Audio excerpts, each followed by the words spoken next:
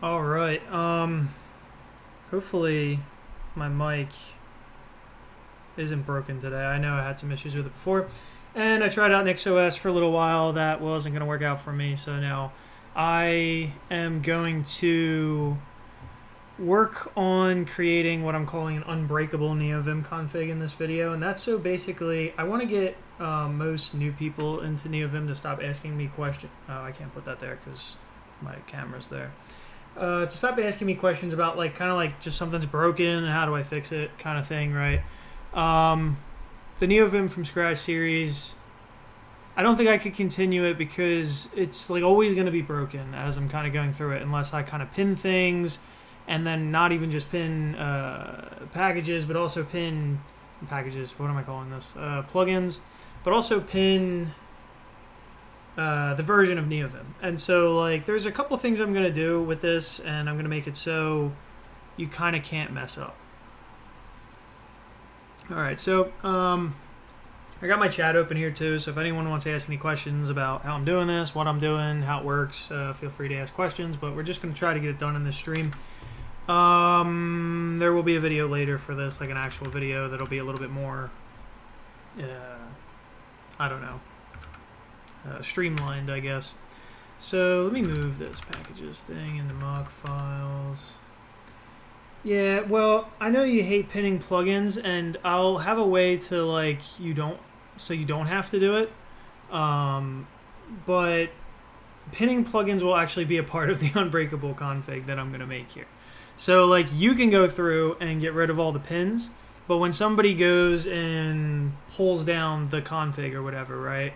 They need to be pinned, and then also I want to show people how to install things from source as well. Like I feel like, I don't know, it's a lot easier if you just install Neovim from source and you don't manage it with, I don't even know why you would manage it with a package manager at this point, because like maybe you have everything working on 0.7 and 0.8 comes out and rug pulls you. You know what I mean? Something will not work anymore, something will be deprecated, something like that, right? But if you build it from source, you can just check out the 0.7 tag or branch or whatever, and then it's not going to change, you know?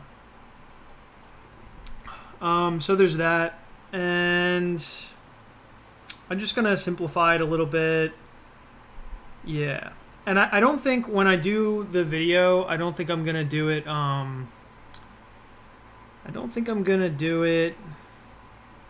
in like a bunch of different videos explaining each plugin. Yeah, right. Well, one second. Let me make this a little bit bigger so I can see this. But yeah, no, I mean, it won't be unbreakable in that sense. It's just going to be, the title's a little hyperbolic. It's just going to be a little bit more, let me move this thing over here. It's going to be a little bit more noob proof, so that noobs, when they go and they download the Neovim from scratch thing and they're like, oh, the CMP config changed, or LSP is different now, or something like that, and it's like, I don't feel like I can't do much for, like if I go back to a video, right, and it's focused on like, here's how you set up LSP in Neovim, or here's how you set up this in Neovim, or whatever it is. If I do it plugin by plugin, then people will go to those videos and they'll think like this is the way to do it. But I think what I really need to do is set up a full thing with all the plugins in one video, for a particular version of Neovim, and then from there it's like pin the version, use these all pinned plugin versions so they can't change and be updated for like newer versions of Neovim or whatever, and then it won't break. And then when you want to change your config again, you can go unpin plugins, you can do whatever you want, but like you can have this saved somewhere, like, and it will just work for you with a particular version. Thanks for your work with Lunarvim. Yeah. Lunarvim is pretty cool. I wanted to get back and develop for Lunarvim at some point and start doing more stuff. I really want to add this feature to Lunarvim. I don't know if it's already there, but just the, you can see like, that's kind of annoying. I don't know why it's using that character there. I'm going to have to figure out what's wrong with my font. But like this feature up here where it's kind of like you can see this thing's changing here. That won't be in the one I'm about to work on though, because it won't be. for reasons. Why does that look like that? I'm gonna have to sort that out later. Okay, so let me get started with this. How should I do this? I wish I could stay. Got 3 finals, 7-page essay. That's fun. I wish LSP and autocomplete stuff were inside one plugin. Had some issues with autocomplete plugins. Yeah, it's not too hard. I'm going to make sure it all works for 0.7. That's kind of the plan for this video. So right now I'm installing from source. The first thing I'm going to, this is going to be the long form way to do it. I'll keep this video up and then people can watch everything I did here. So you're not missing anything, or I'm not leaving anything out. So let me get started. Actually, yeah, I'm gonna have to go over fonts too. I actually have a screwed up font right now, I think. And then I can go over more fun stuff, like other cooler plugins that are kind of interesting, rather than just setting up the basics. But yeah, you see this font right here is messed up for me. I gotta figure out what's going on with that. Yeah, well, this is the thing. We're gonna make sure that we're gonna strategically update Neovim. I'm gonna teach people to strategically update. That's the idea. And to save something on a branch that says, this is a working version for 0.7, you know. I don't know why you would need Unicode characters for Julia. What makes that special? Anyway, let's get started. So the first thing is we're going to do Neovim GitHub, Git, like that. Yeah. Okay. And we're going to just click on their GitHub. And then we're going to click on the wiki. And then we're going to click on install. Okay, so now we got this far. We're going to scroll all the way to the bottom, and let's get started. So right now, my Neovim version is 0.8. So I'm on the master branch. I got all the new stuff, right? Let me move this over here. So I got all the new stuff. So I'm going to go into repos, I think is where I'm keeping it. Or maybe I'm not. Oh, no, I have it right in my home directory. All right, so I don't know. Let's do this from absolute scratch because I said I would do everything from scratch in this video. So now let's clone this guy. Well, we're going to have to go back. So we're going to have to go back to the actual thing. All right, HTTPS. Click that. All right, do git, clone. We're going to paste that there. All right, there you go. That's going to take a minute to clone. Then we're going to click on the wiki. Then we're going to click on install. Now, if you already have this is the way I'm going to recommend installing it, right? Because when you update or upgrade Neovim and it goes to 0.8 or 0.9 or whatever in the future, and then you're like, well, LSP works differently now, and I'm getting these deprecation messages, and I want to use this for work, and now it's broken, and I got to update my config, or else I'm going to constantly get these messages, or God forbid it's a worse breakage than just some deprecation warning or something like that. So now you can just have something stable, and then when you're ready to upgrade, what I'm going to recommend you do is just check out the new branch, build it from source, install it, and then unpin all your plugins, make sure they all work, and then upgrade your whole instance at once. That way you can do it once every upgrade, so every single time 0.7 goes to 0.8 or 0.8 goes to 0.9, or you can do it whenever, on a point release, or you can do it whenever you have some downtime, but you're not going to be worried about it breaking is kind of the idea. I don't know if I have much for math symbols. Hey, what's up, Julian? So, okay, let's get started. Now we have that. Now what we're going to do is, if you are using a package, if you're on Ubuntu, do sudo apt uninstall Neovim, right? Or pacman flag R, if you get the idea. Just remove Neovim, make sure it's not on your system, make sure that you can't actually run Neovim. I'm about to do that right now. Brew, if you're on Mac, just brew uninstall Neovim. Just get rid of it, because this is just going to be a better way. It's going to be so much easier. You can just go right on the wiki, and then, like I said, it won't be able to update for you, I guess. It'll just, I don't know. You'll be able to keep things calm, I guess. So what I'm going to do first, actually, is because I already installed it from source. If you look, here's how you uninstall from source. You could just run these 2 commands. This is all Neovim, really. I mean, there's a couple extra files hidden away in XDG config things. There's a states file. There's a data file. I'm going to go over all this. I'm going to show you all the places where you can find this. But we're going to run this. That gets rid of the nvim binary. So now if I type nvim, it won't work. Or maybe something won't work about it. But apparently it did something still. But if I get rid of this, hopefully, whoops, hit Control-Shift-C. Hopefully it won't be on my system anymore. How is it still on my system? How is it even possible? I just blew it away. If I do which nvim, user bin nvim. Maybe I installed it from so maybe I have to also do I'll try those flag r neovim.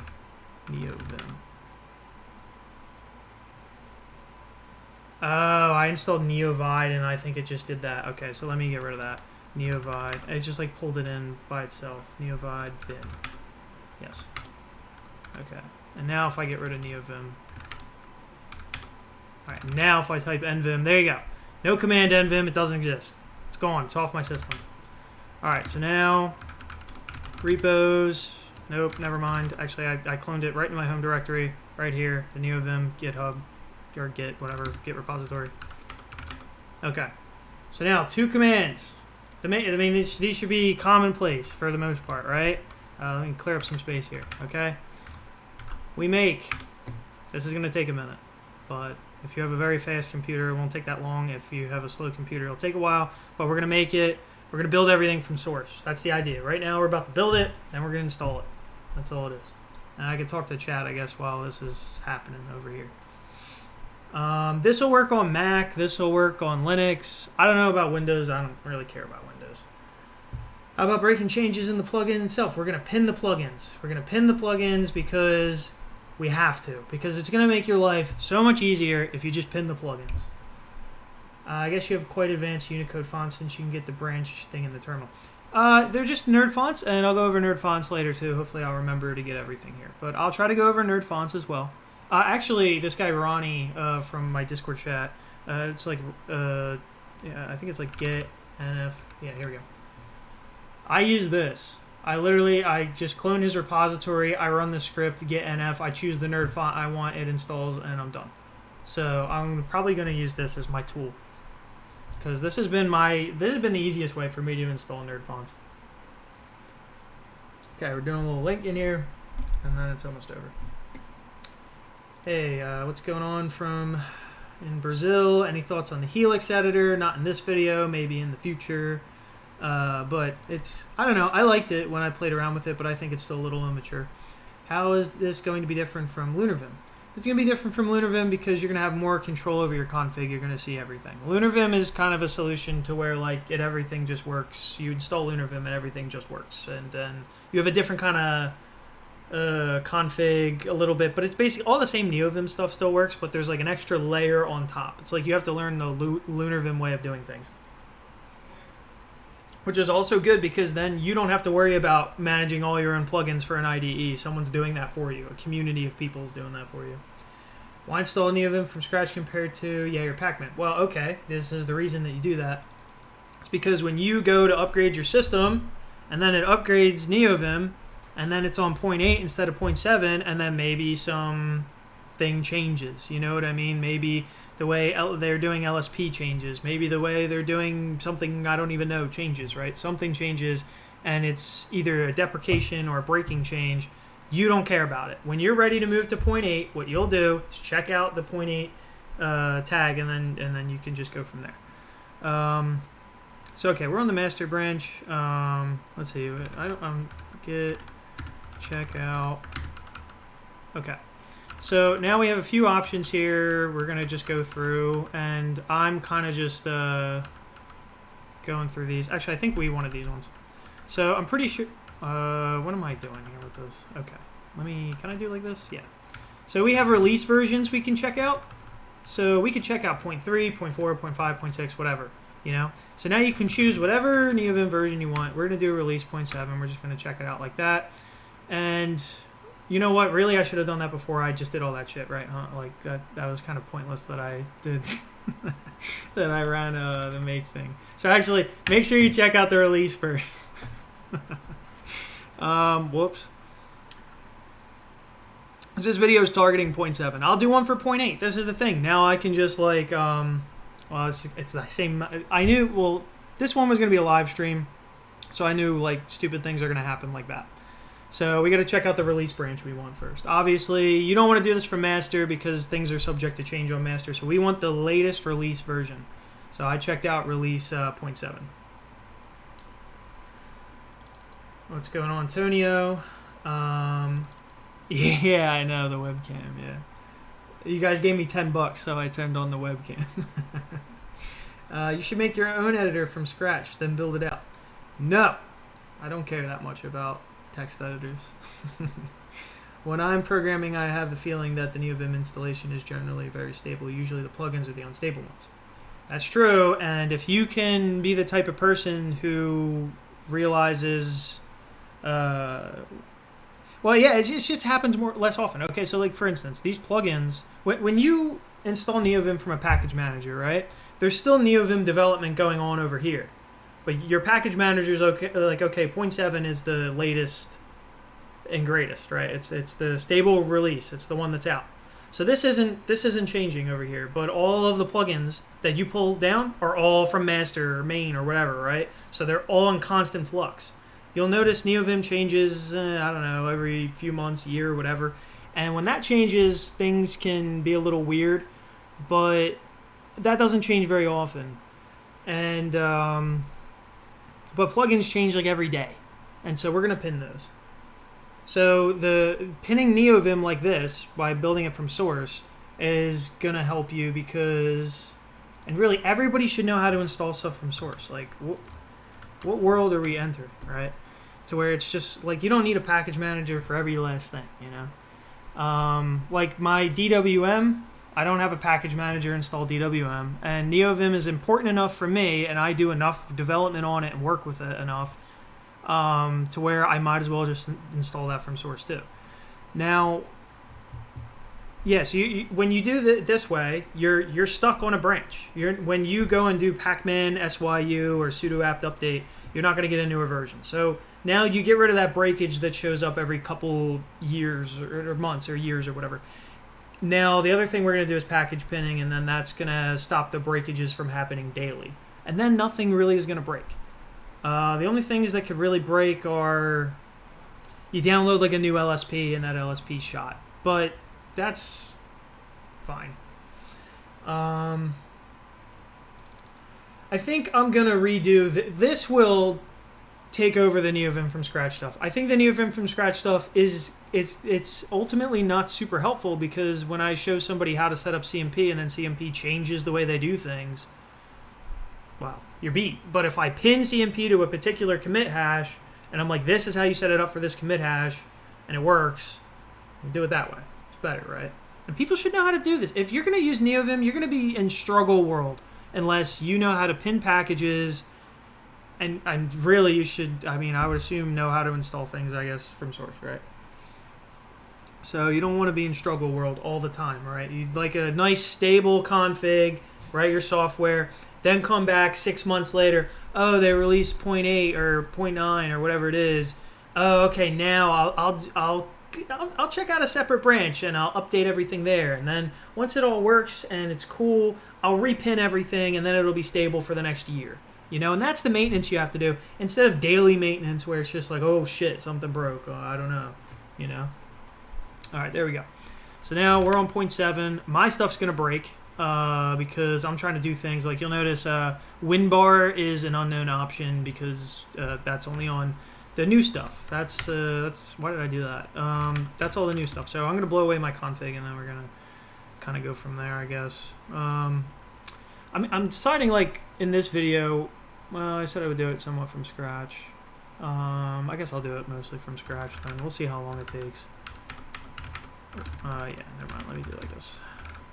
ARM-RF, NVIM. Okay. Plain vanilla, NVIM. We're good to go. Alright. Let's see here. Lots of people showed up in chat for this. We're going to be building the unbreakable Neovim config, or at least it's kind of a meme, but it'll break 95% less.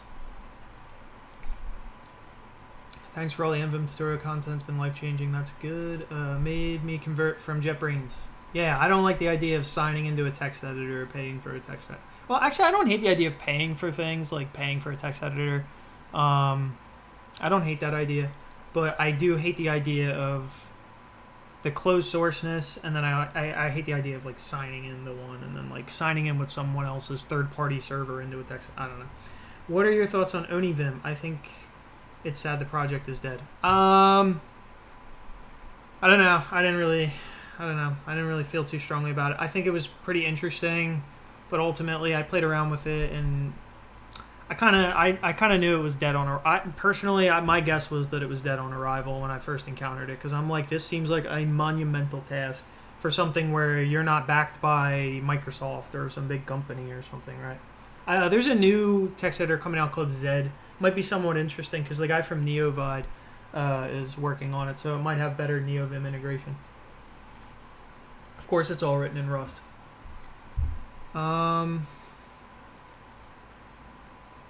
Love the Philly accent. Yeah, it's a mixture between Philly and South Jersey. So, yeah, I have a really strong South Jersey accent for like no reason at all. I gave up on Neovim config because of breaking changes ruined everything. I feel you, man. It gives me the same stress. This is gonna be the long form video. I'll do a short form video later on. EXT4 because BetterFS confuses me. I get filtered by things, you know what I mean? Like I'm just like I'm not gonna be using BetterFS or NixOS or any of these things. I just don't care. I just don't have the energy. Plugins usually is, but like I said, sometimes you install the new Neovim and then it breaks it. All right. So now we're getting started. We got plain Neovim. We're good to go. All right. So now you're in your home directory. You cd into .config. You do make directory nvim. There you go. Okay. So now we're in here. Where are you? You're in pwd. You're in nvim right there. Okay. So now we got to make a config. I'm going to base this off my own config because my config mostly works. So Christian Shirley.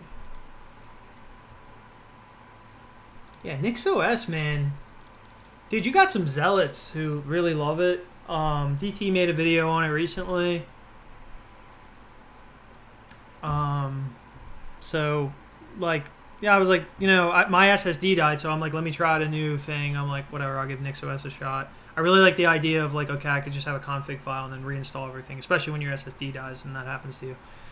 But I was like, how do I install Node? And they're like, well, there's this thing called Nix to Node, and then there's Nix to whatever, and then, you know, there's non-standard paths everywhere, and so your LSP servers aren't going to work. And I'm like, okay, this is ridiculous.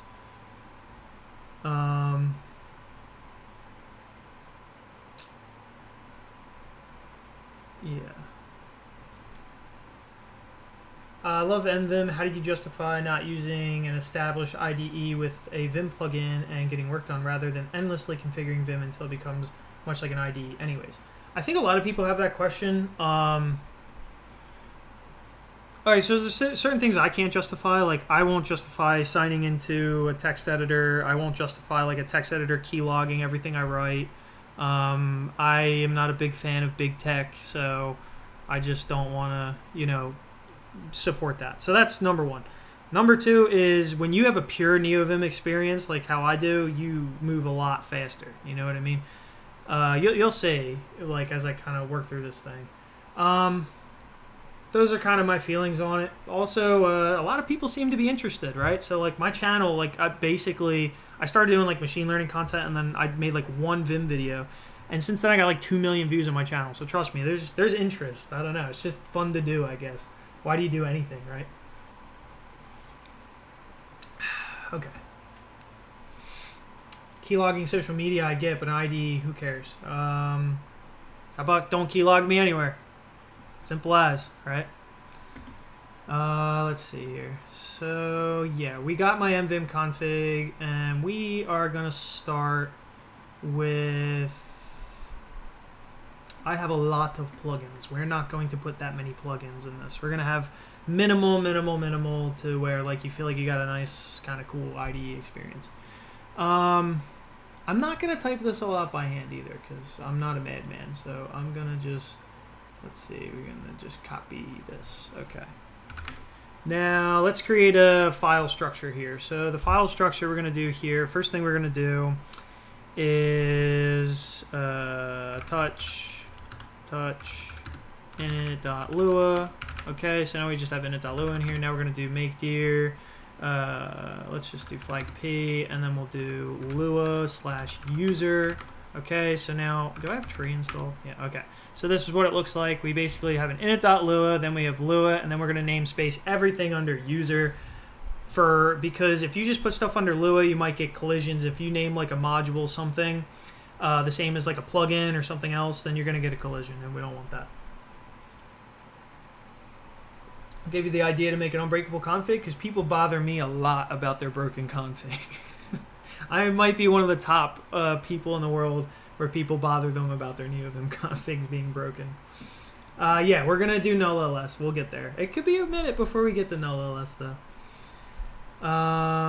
Now, so we got all this. Maybe let's not start with the plugins. How did I do things in my things? Init.lua. We're going to do key maps, then we'll do options, and then we'll do plugins, okay? Do we really want to do key maps first? Maybe. Let's see. Let's start with options. I think options is good. So I'm going to do, let's go into Lua. We're going to user, okay, and we're going to do mvim options.lua.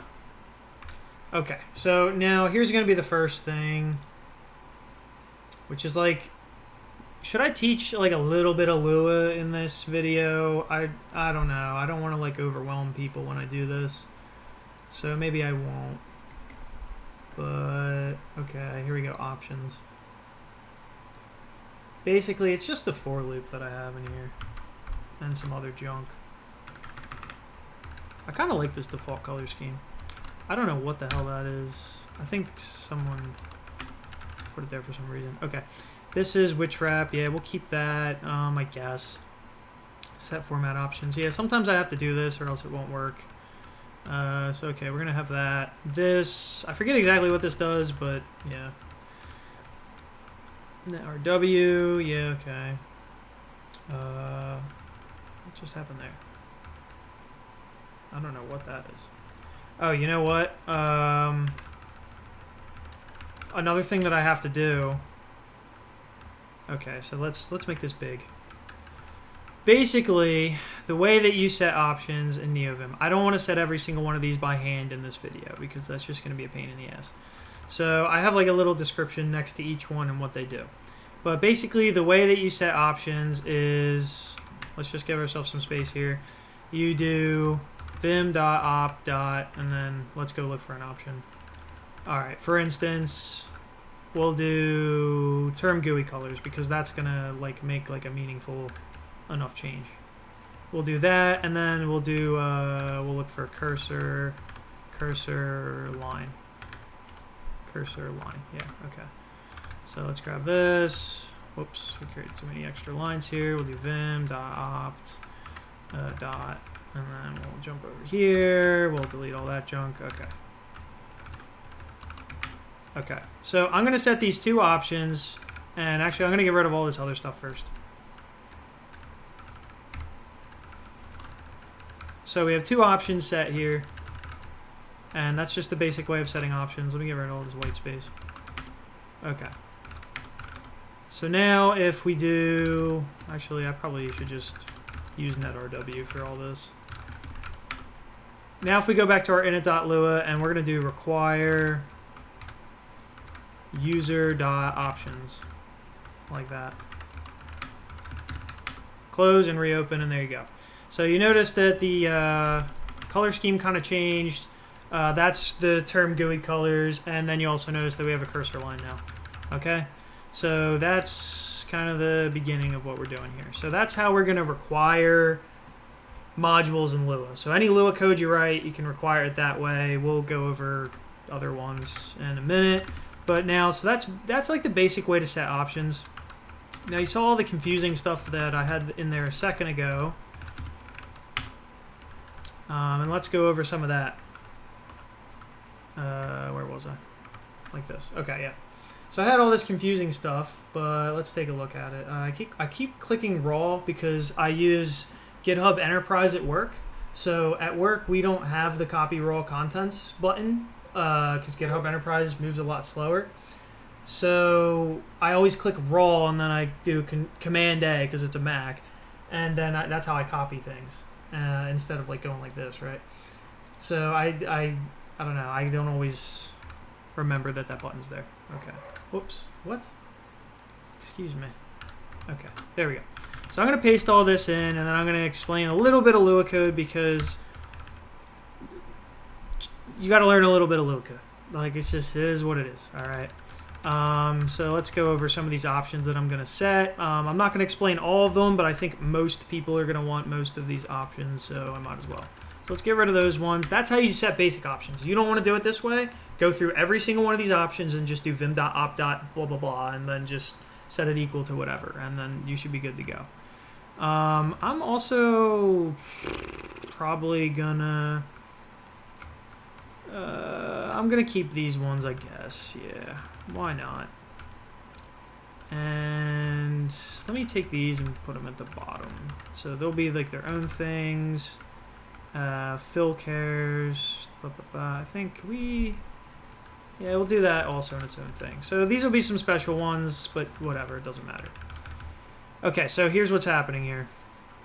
Do I have wrap set? I think I do. Set no wrap. There we go.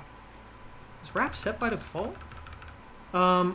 Also, you can notice, let me really quick, before I get started with this, and again, this was going to be the quick and dirty version, is I need to go all the way over here, and I need to blow away all my plugins, so let me do it like this. arm-rf packer. Okay. So now there's no sneaky plugins that start by default on their own. Int.lua, what's the problem here? Mvim set option value. Argument must be positive. This is some of my plugins coming to bite me. I might have to blow away a cache file or something like that. That, or I did something stupid, but I don't know. Let's go find out. Let's go into Lua user options. Yeah, whatever. We'll delete all that. All right, yeah, I think I just did something stupid. Yeah, okay, that's all it was. So now we can do it like this. Okay. Now, we'll put all this stuff and I'll explain it.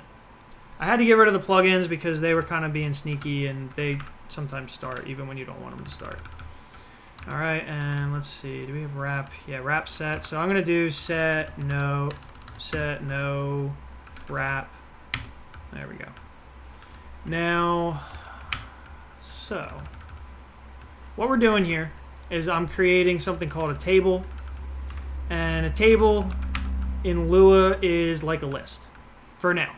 Later on, I'll show you, well, you can also put key val pairs in it. So it's also like a dictionary. It's like a list and a dictionary at the same time. If you ever have created or written Python, then it's like a dictionary and also like a list. So you just open it with a curly brace. And so we have this options thing is, this is an element, which is just a key value pair where backup equals false, where clipboard equals unnamed plus, so on and so forth. This is how you'll get like regular copy and paste, kind of like probably how you'd expect copy and paste. There are some caveats with that though. Command height equals 0 is new, so that's actually not a thing yet. So we're gonna set this actually just equal to 1. I think is fine. I don't think I have anything else in here. It's really worth going over. If you want to use a mouse, you can put the A character there. And if you want help for any of these options, you can just do like help. I think it's just option, like that. And I think it's options, actually. So help, options, like that. Setting options, but there will be a list of the options somewhere. I just don't know where.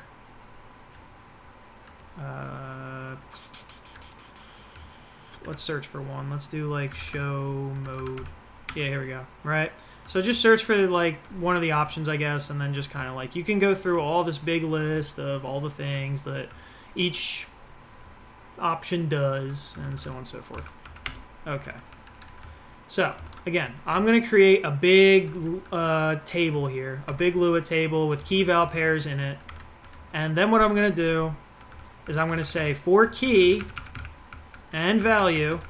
So that's what these stand for. I could do like key and value in pairs options. Remember, options is this guy up here that we just created, right? Then do, and then you can set the key equal to the value. And so this is just an easy way, instead of doing vim.op. And then like, you know, name of whatever it is, like this, every single time, we can just kind of loop through them. Now, what will I put in the config later? I might just put this. I don't know if this is too complicated for people, but this is kind of a really useful thing where you can for loop over things. I know some people are afraid of for loops, so that's all I'm saying. So yeah, so we're going to say for key and value in pairs options do vim.opt, set that key to that value, and then you can just put whatever options and stuff like that you want here. Okay, so that's basically options. I have a couple other things in here, but we're not gonna really get into a lot of them right now. Maybe I'll just get rid of them because I don't feel like getting into them. Format options, the reason I have that there is because like if I do that, you see how like this showed up like that right there? That's really annoying. So let's see if that actually even works. So I'm gonna save that. Oh, now it's going to do that. That's because netrw. I think I just got rid of netrw. But that's fine. That's not the end of the world because we're not going to be using it in the future. Let's see if that format options thing. Yeah, it doesn't even work, so I'm just going to get rid of that. That does nothing. Is keyword, where I do plus equals minus here. I'm pretty sure we could just append to the list, but in Lua, but whatever. Like I could probably do vim.op. Is keyword, and then append and pass like that, right? I'm pretty sure I could do that, but whatever. This is how you can inline some old Vim script. So this is just us inlining Vim script in here. And yeah, all we're doing here is we're saying, if I do like ASDF, and then I put that there, and then some more characters. Now, let's get rid of this so we don't confuse. So now what'll happen is if I do like CW to change the word, it'll treat that all as one word. Whereas before, it would just have deleted up to here. So that's, you know, something that I usually set. You don't have to. Which wrap is just like, watch, like if I go like this and I keep pressing L, I'll wrap. And I'll keep going. If you don't want that, then you can turn that off. Okay. That's basically it. I don't know. Let me see if anybody had anything to say about the op stuff. I see MVim Navic. Yeah, I'm going to swap all my GPS stuff over to MVim Navic in the future. Do you use Tree Sitter Markdown? They have concealed code blocks. I don't even know how to remove it. Can you help, please? I use a special Markdown thing that I wrote myself, so maybe I could show you that later. How do you manage without a sys tray? What you don't know is, how do I show you this? I do have a sys tray, but it's on the other monitor. So I do have a sys tray. How do you cope with having to use a Mac at work, dealing with the same thing? Really miss DWM. I don't know. I just kind of stay in the terminal. Like I just open up a terminal and then I use workspaces. And then I just kind of swipe between workspaces. And that's kind of how I do things. Do I use Tmux? No. People probably should use folds. I don't really use folds. Lua code is pretty easy and readable. Oh, Telescope overrides it. Interesting. Well, it looks like it overrides it here too. So I don't know. It's just, I have a better way of doing it somewhere, I think in an auto command. Do you manage to fix the auto comment issue? Yes, I will I know I have something for it. I think it's in my auto commands. And yes, this is DWM. Okay. Volume add on. Well, that's somewhat deceptive. But okay, so that's options. That's set. Now what we're going to do is go to Lua user. Okay, and what else do we need here? The next thing we're going to do is probably key maps, I guess, and I'll just get some of the basic key maps. So we're going to do key maps.lua. Okay. And let's go get our key maps. Now I have some key maps that I think are like plugin specific, so I'm going to go through and delete a bunch of them. And yeah. So, okay, where does K come in the alphabet? Right there.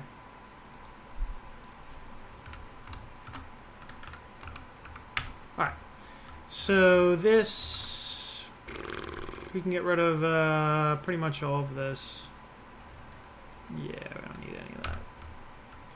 And this, yeah, we can get rid of all that. And this is some more stuff. Yeah, this is my custom stuff. I don't think we're gonna need that either because of the terminal plugin I use. Okay, so there's not a lot of key maps here. There's 61 lines of key map, but you know, that's not that many key maps. These are some options that you basically always want to be the same. No remap is equal to true and silence equal to true. You just gotta trust me on that. You can play around with them and set them to false. You'll see the no remap thing can get a little bit confusing. I'm not gonna get into that right now.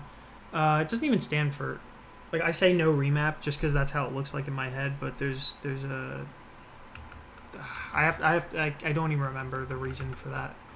And then silent equal to true, I think, is just so things don't appear down here in the bottom. Anyway.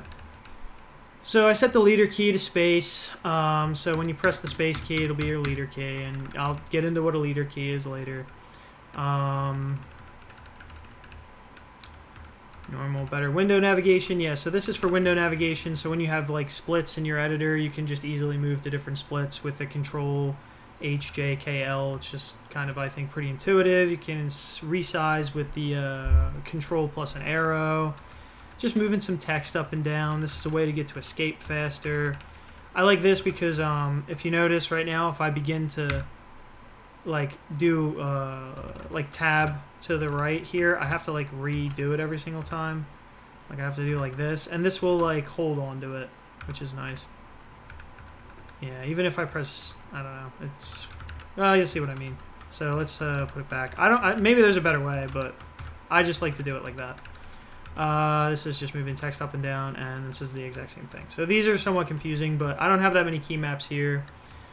Basically, the idea for setting key maps is we can just do, let's see, what's like an easy key map that we can set just to practice here.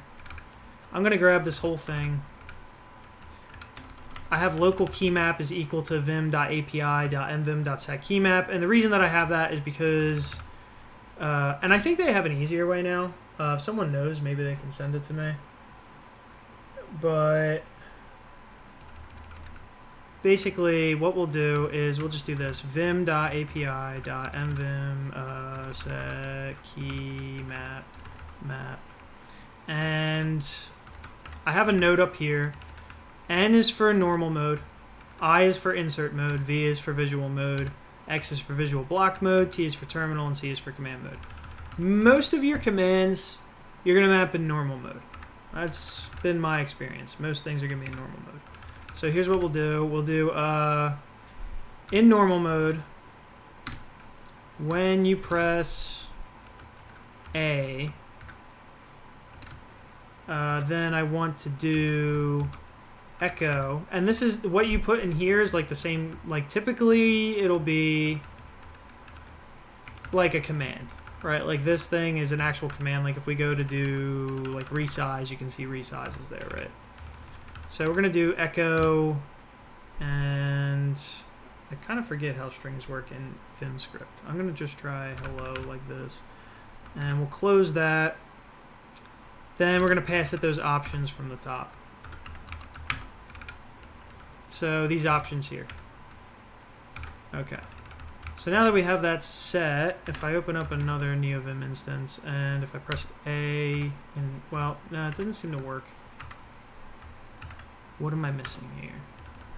Set key map in normal mode A to be this. Did I save it?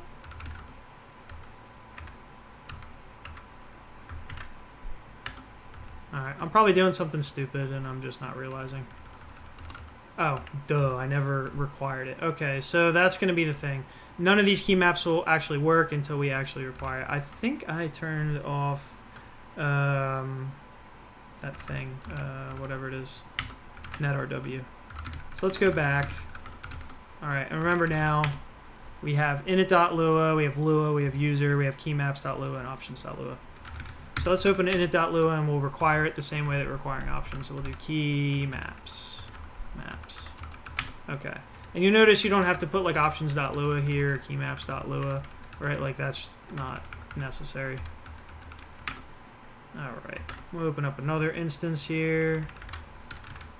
And now when I press A, well, it tried. It did the full echo hello. You know what I forgot to do? Is a carriage return. Oh, user key maps. And we have this. Oh, we won't even be able to do that like that, yeah. And CR. Okay. Yeah, so CR stands for carriage return, and what it really means is enter.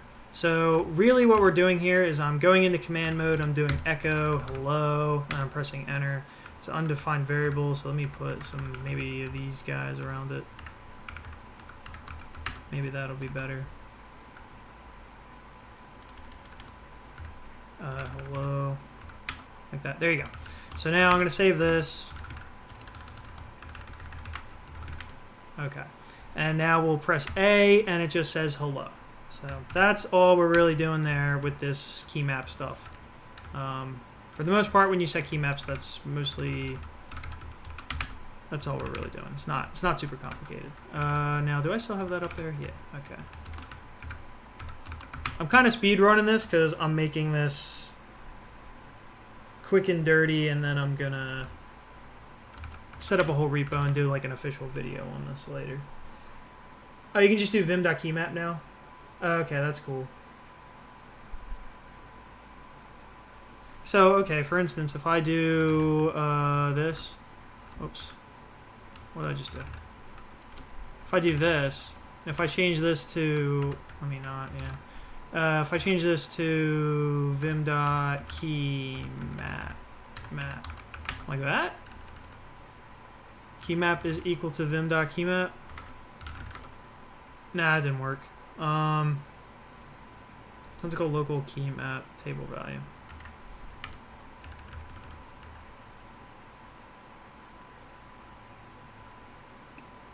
Sure, that's not only an 8. I don't know if it is or not. Or maybe it's vim.api. Vim.keymap.set. I know that was a new one. It's one I didn't really keep up with. Keymap. And what set? Like that. Okay, that seems to have not complained at least, so let me make this a little bit bigger. How's a way to test this? We could do a split, I guess, and now move between. Yeah, so okay, that's better. I like that a little bit better. It's a little bit easier to see. I don't have to put the whole API thing there. Okay, cool. Gotta go to bed to be a good little wagey. Oh man, that sucks. Good luck on the config. I'll check it out ASAP. Yeah, cool. Gonna use LSP for language support? Yes, I am. We're gonna get to the fun stuff eventually. I'm trying to just go through this, so I don't know. Why not? But that's options and key maps. Now we can do plugins because all the basics are done. So yeah, now most of the fun stuff we can do now. So this is my key maps. The next thing we're gonna do is plugins. Plugins. And this is where a lot of the fun begins and everything begins to break and ruin everyone's good time. So here we go. Okay. And I'm just going to put the plugins that I think are useful. Plug. Oh yeah, well, it doesn't exist. Plugins.lua. Okay. So now let's go through a lot of this stuff at the top. I'm not going to go over. I kind of went over this in the plugin deep dive video, but I'm not going to go over it right now. Basically, what this is going to do for you is automatically install everything for you the second you start Neovim. So that's why that's cool. Let's get rid of everything that is not useful. We're going to have it manage itself. So Packer's going to manage Packer. We need pop-up and plenary as far as I know. I don't think we can get away with not having those for now. Maybe they're deprecated, but I think we need them.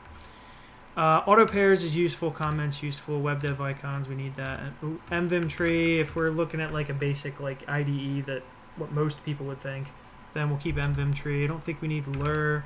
We'll keep the buffer line for now, although I don't use buffer line anymore. And when I do this for 0.8, I'm going to be getting rid of the buffer line. bbuy is kind of useful because it lets us blow away buffers without closing Neovim randomly sometimes. Lua line, toggle term. I don't think we really need project.nvim.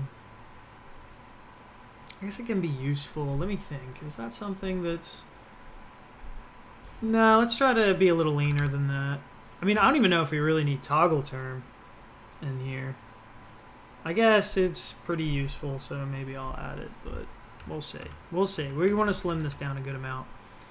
We'll keep the lines just because I think they look cool and they're not really that hard to add. Impatience, nice. You just basically add it, set it, and forget it. Alpha, I think, is kind of cool, but we'll see. I don't know if this is needed anymore, but I'm going to keep that. I don't think we're going to do which key this time around, or quickscope, or hop, or matchup.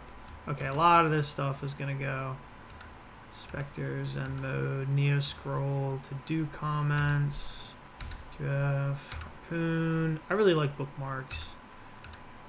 This is surround, repeat, session manager. Notify is kind of neat, but it's not going to make it into this, I don't think. Registers. Yeah. We don't need any of that. We don't need that. We don't need that. Color schemes. Color schemes. We're gonna do so that the LSP can find that. Well, we'll see about that. I don't think it hurts that much to keep it, but I want to keep it lean. I really like the project plugin. So maybe we will keep it. Let me go back and get that. It'll be on the maybe list. Because now I have to decide what's going to go into this config and how many do I really feel like pinning to commits so that people aren't pulling their hair out all the time.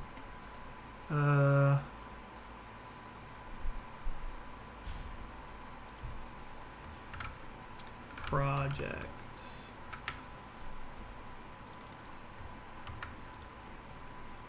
Where was I keeping that? Here, I think. Yeah, okay. Alright, project.nvim. Alright, so color schemes, I'm going to include a few, and then maybe I'll include the LunarVim color schemes one because it's got a bunch of them. Let's not include too many, though. I think Tokyo Night is a good one. I think the LunarVim ones and Dark Plus is one that I support, so I might as well add it. Plug myself here. CMP plugins. Oh, I actually have CMP. Oh, no, I don't. Okay, I thought I had it pinned to a commit here. Let's do this. The completion plugin, yeah. Okay, we're going to do CMP there. Now we're going to do buffer, path. I don't know if this one's really that useful. Maybe it is, maybe it's not. I don't really know. Lua snip, we're going to have that. LSP, we're going to have that. Emoji. I don't know. I'm not really sure if I want to keep the emoji one.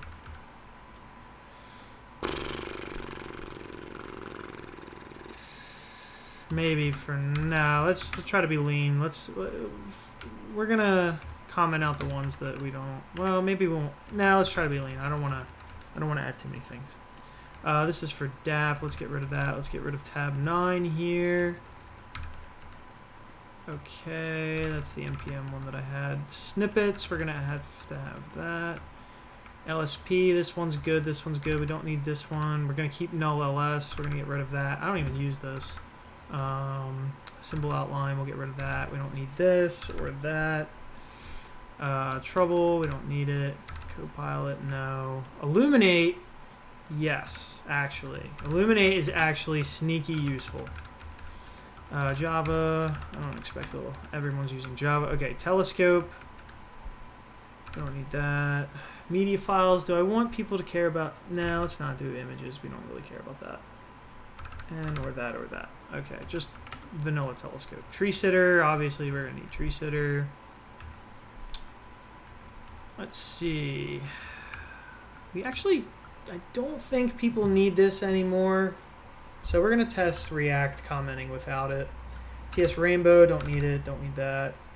MVim tree sitter playground, no. Auto tag, nah, I don't think we need it. Context. Auto tag's kind of useful. Do I write Java code in MVim? Yes, I do. And if I had my config right now and a Java project, I would show you how good it actually is. And for me, I don't need anything else besides that. All right, we're gonna get rid of this. We're gonna get rid of that. Auto tag is pretty damn useful, so maybe I'll include that one.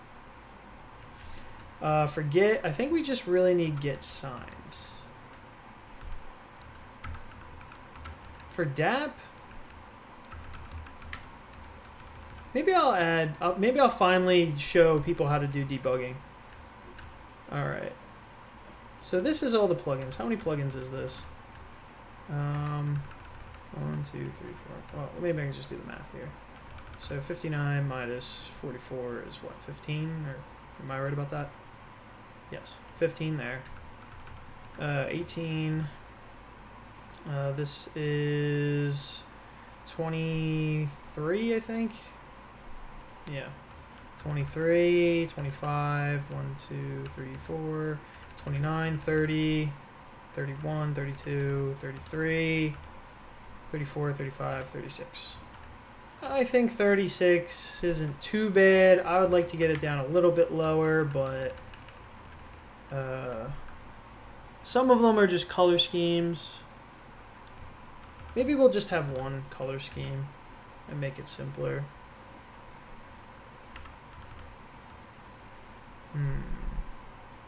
I know people really like the Tokyo Night one. I'm gonna I'll just do 2. I'm not gonna do all those ones. I'll make it simple, I guess. Path, buffer. Yeah, we'll keep all these. Yeah, I don't know. If anyone sees anything I can really get rid of here, I could probably get rid of auto tag.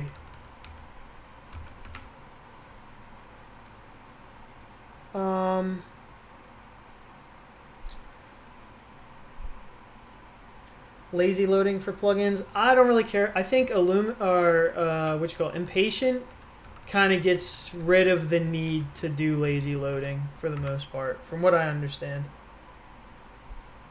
Axe toggle term, yeah, but you might be right, but people then will ask me how to do terminal stuff.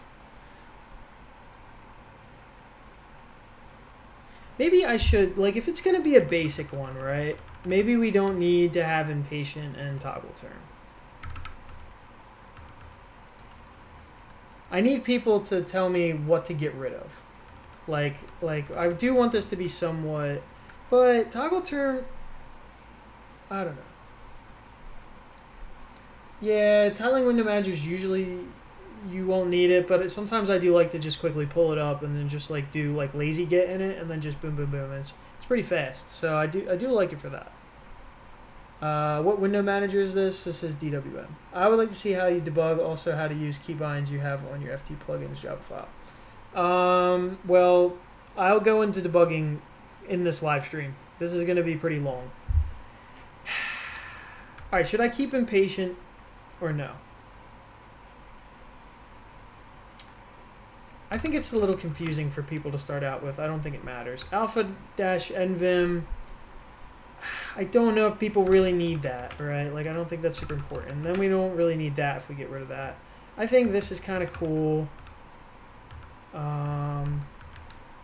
It's hard to keep toggle term here because you have like a terminal and stuff, but I don't know.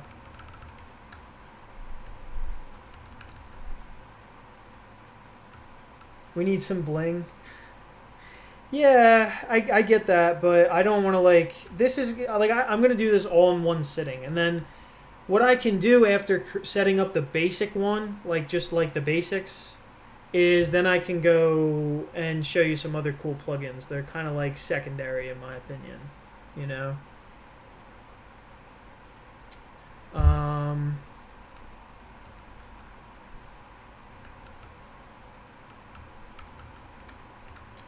I mean, I got rid of those ones. I don't want to add which key only because which key doesn't actually really change that much at this point. If I make a video on which key, I'm pretty sure it'll be a pretty good video. I don't think like, I don't know.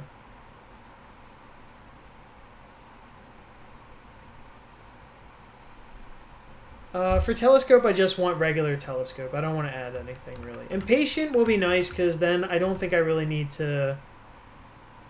I won't really need to add any of that nonsense with the lazy loading and stuff.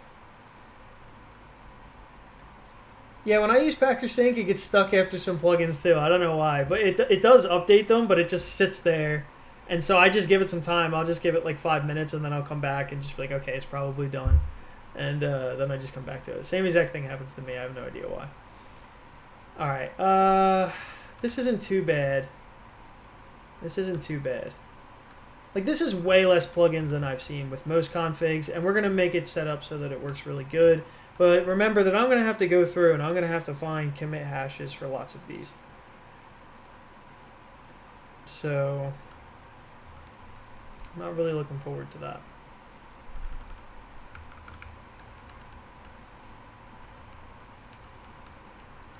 But I think this is a pretty good IDE experience. For the most part. Like, that's what we're trying to get out to people, right? So, like, this is what I think most people will be happy with at the end of the day. I think that'll be good. Okay. So this is good. Now let's do, alright, driving me nuts. / yeah, okay. Now we'll do require user dot plugins.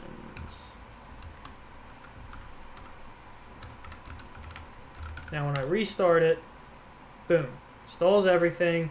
Sometimes this happens, but that's not a big deal because we'll just rerun it and it'll install Tree Sitter for us next time. Packer, we'll do Packer Sync. All right, yeah, so I think we're good to go. Now we just have to set up all the plugins. Now, yeah, I don't have Tree Sitter set up or anything, so this is what I basically would expect everything to look like. Now, from here, should I just pin everything first? That'll be a slog if I do that. Let's go through and set things up first.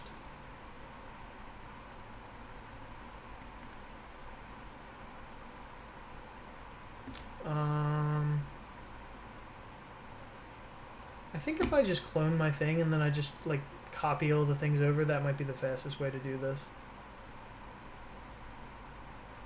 Oh, you can press R and it'll do that? That's cool. The fixed cursor hold plugin, there's like a weird, yeah, I'll do the setup first and then I'll pin it. I'll pin everything at the end. The fixed cursor hold thing is like a bug that's in Neovim itself, and quickly set a color scheme. Okay, I will do that.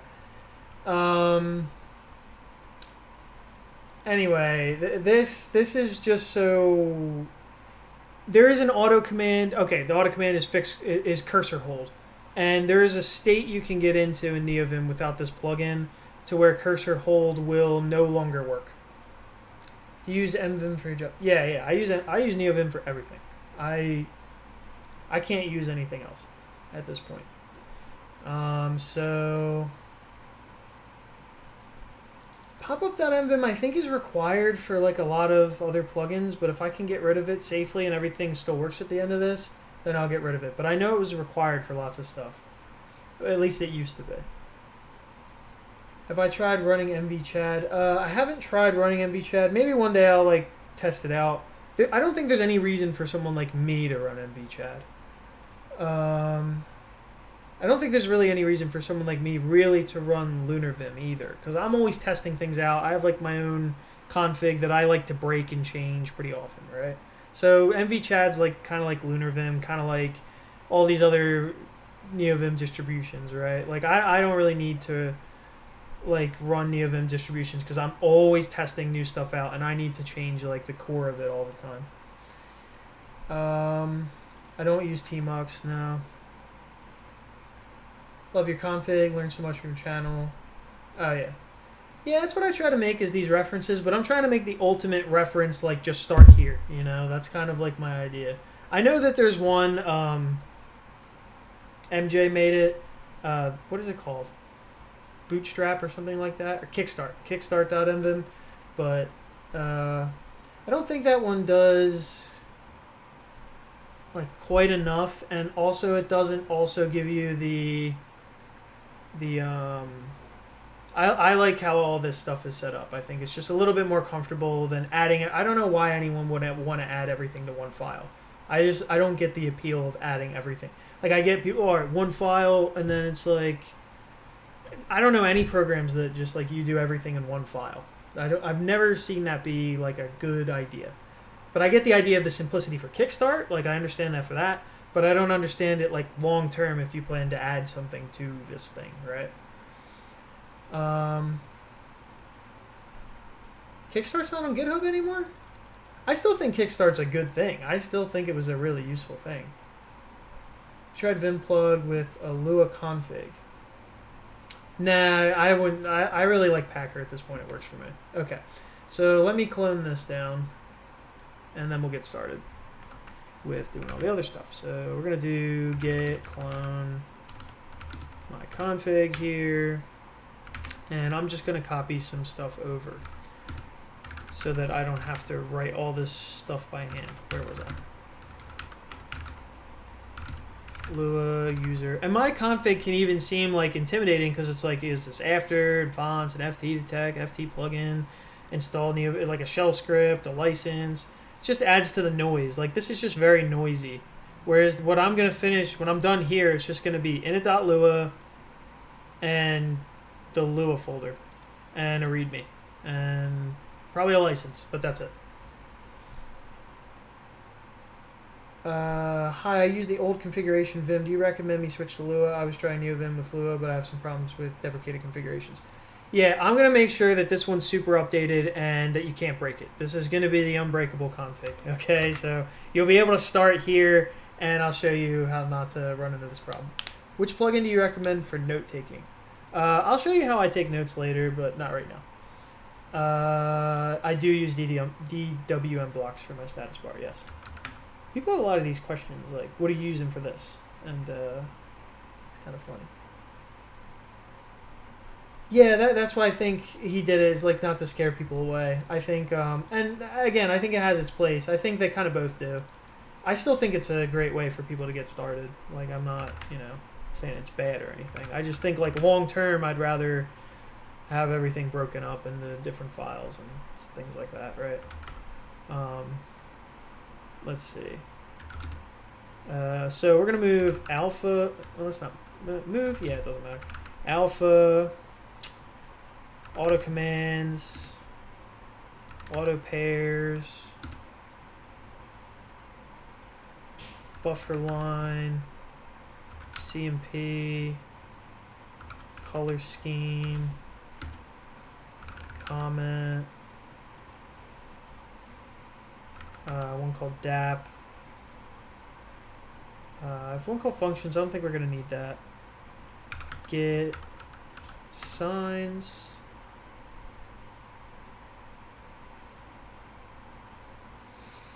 Illuminate. Illuminate is sneaky useful, and I will defend using Vim Illuminate. Vim Illuminate is absolutely great. And you will see that it is extremely defensible to have. Impatient, indent line. We already did key maps. We'll do LSP separate. Lua line. Alright, we got matchup, neo scroll, notify, num. I don't think we need any of those. Nvim tree. Nvim web dev icons. Dev plugins. We'll do project. We'll do vectors around simple outline, telescope. Alright, we need telescope. 2 comments, toggle term, tree sitter. Okay, I think that's all we need. And we'll move that into, I don't know where I am right now, so we'll do like this, .config, nvim, lua, user. Good. Okay.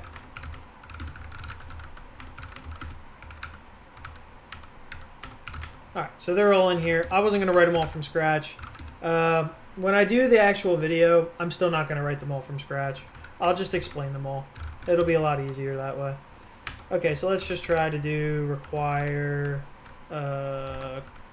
user.color scheme.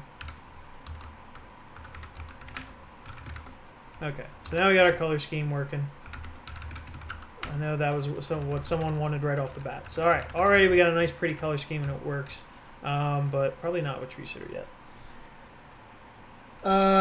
Did I try MVim Navic? I think I said something about that earlier. Yeah, I'm gonna switch everything, all the GPS stuff over to MVim Navic, I think.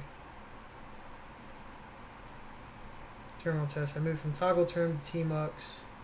From terminal one side, Neovim is kind of buggy. I haven't really had that problem. I tried auto commands on that repo instead of Illuminate. Yeah, I did, but I'll explain why that I don't do that. BFS, that's kind of like my fork of jabs. It's a buffer switcher, and I'm still kind of working on like my own little development of it. It's like a plugin I use for myself. It just helps me switch between buffers. Especially because I don't have like the buffer line up at the top. Not that that thing was ever really helpful. I don't think buffer line is really useful. I think people should stop using it, especially now that we have a WinBar. Hello, my fellow Emacs lovers. Okay, here we go. Alright, so now we got the color scheme. What order did I do everything in my other one?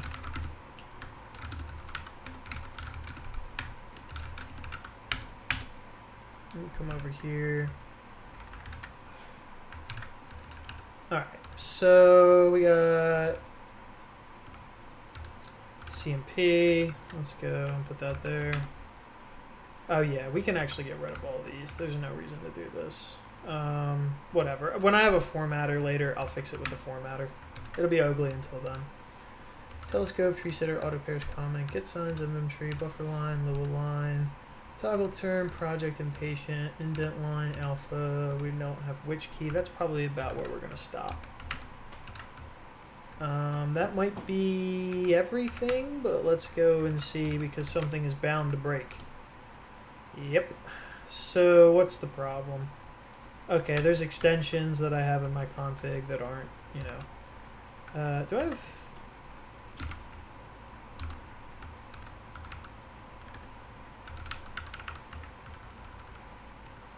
I'll just comment it out. Do I have comment? No. Yeah, I'm going to have to set some regular key maps without which key. That's going to suck. What's the next one? Oh, something's trying to grab my icon stuff, and that is in... probably at least in Lua line. Looks like we got the tree sitter at least.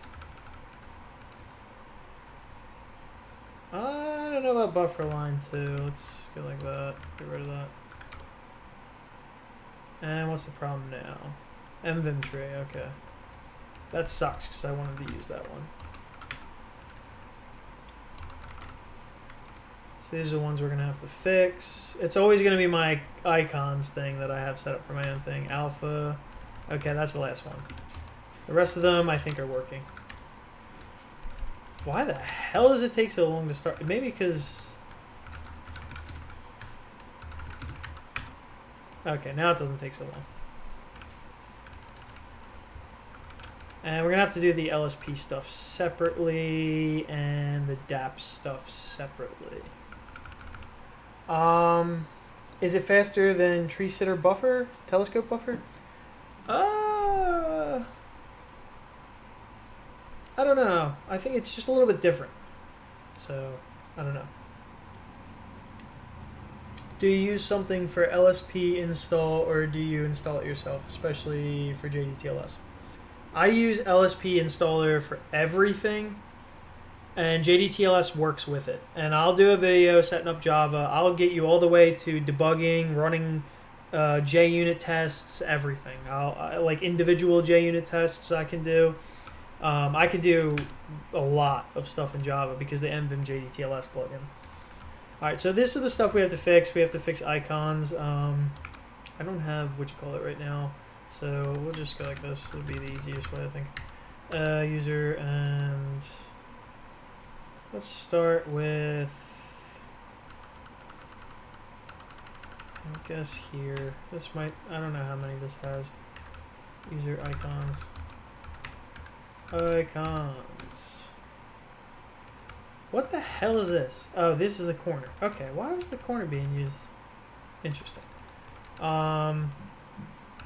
Icons, arrow open, arrow closed. We're going to go and get these from my icons in over here. Lua user icons. Where am I? Lua user icons. I guess you can't see the end of that. Yeah. And these are the ones that I have for Mac. So let's look for arrow, open, and closed. Okay.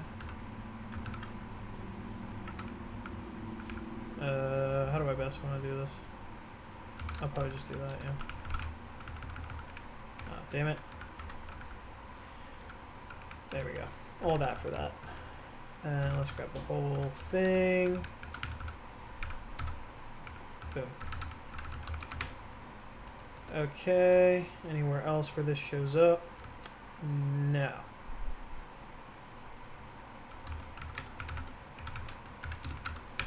So now if we do that, now we should be able to do mvim tree open. Okay, cool. Yeah. Let's see.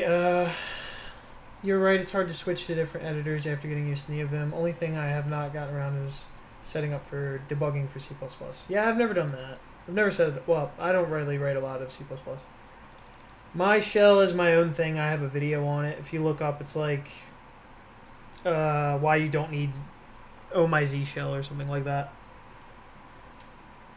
Like, I pretty much wrote the whole thing by myself, and what I added to it was 2 or 3 plugins that I have. And honestly, I haven't changed it since. Maybe one day I'll go through that too in like a stream or a video or something. Like I'll like redo it, make it simpler. Alright, so now we have that. What I want to do is I want to add a couple key maps in the key maps file. Key map. And I'm going to say in normal mode, when you press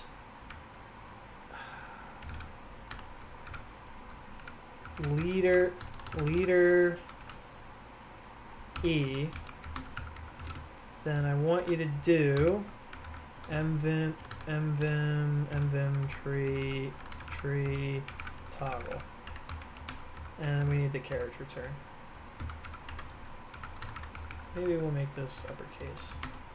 Okay. So So now we have the carriage return, all this stuff, and then we just have to put the options. Ops, like that. Okay. So let's save this. Quit out of that. One other thing I'm going to do is, because my options are fast, this also confuses new people because which key need, like, you kind of have to have which key be pretty fast. So I have the timeout lens set to 100. So what we're going to do is we're going to change that. Option, timeout, yeah, whatever, it's right there. There we go. All right. Let's see. Yeah. Okay. We'll just do this. And 0. So we're gonna set that to a second, like it normally is. So it's like the basic value for it. So now I can have some time and then do it.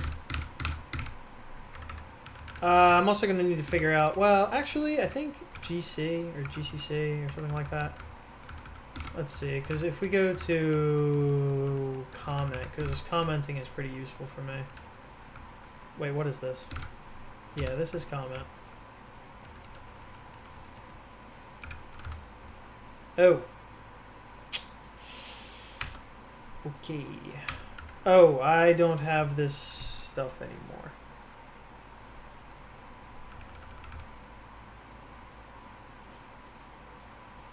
This is like some sort of pre-hook thing. I don't think we need any of this now. I can just like safely do that. And now if I do GCC, yeah, there we go. And if I do a big thing, GC, wait, what the hell? If I do like this and then do GC like that, okay. Yeah. Yeah, it's kind of like the basic way to do it, so I might as well just leave it that way. Alright, so now we got commenting, we got that, and so I can do GCC on that and get telescope back in here. But we're not going to do that yet, because we're going to go and fix telescope first. So icons. I got like a little telescope. What's up, Adderson? Burton, I guess? What are you think about to move all plugins configs to a specific folder? I think I did. I kind of did that. I don't know. Nah, I think he fixed this. So I think he already has something in the works for that. I'm gonna test it out. If that doesn't work, I'll bring back TS comment string. So now let's do icons. Alright, my dog sees someone. There's a telescope in here. Yeah. We're gonna grab that. Oops. And we're just gonna replace this whole thing with it. Whoops. Okay. What is this? I'm like doing... I'll just like... I guess you have to do that if you're grabbing it from the icons file. Is there any other icons that I have in here? I don't think so. I have extensions. We're going to toss them. Picker section. We'll toss that, make it simpler. File browser. Toss that, make it simpler. And also that. I don't know if this... I feel as if there's too many of these now, though. Alright, we're going to do that. We're going to see how that works. And we're going to get rid of this.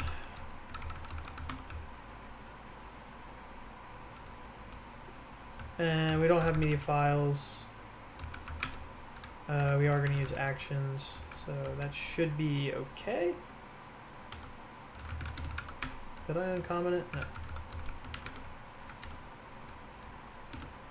No. Oh, telescope. Yeah, it looks like it's working. Find files.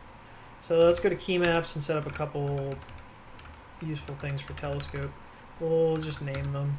So this will be Neovim tree. And this one will be telescope. We'll do leader F will be, or yeah, we'll do like leader F, I guess. Will be telescope, find 5s. Maybe we'll put the other F. Because the other one's going to be text. And I think for text is like live grep. Live grep. Like that. What's some other useful telescope things? Oh yeah, projects will come with it. That's kind of useful. We'll do that one. Telescope projects.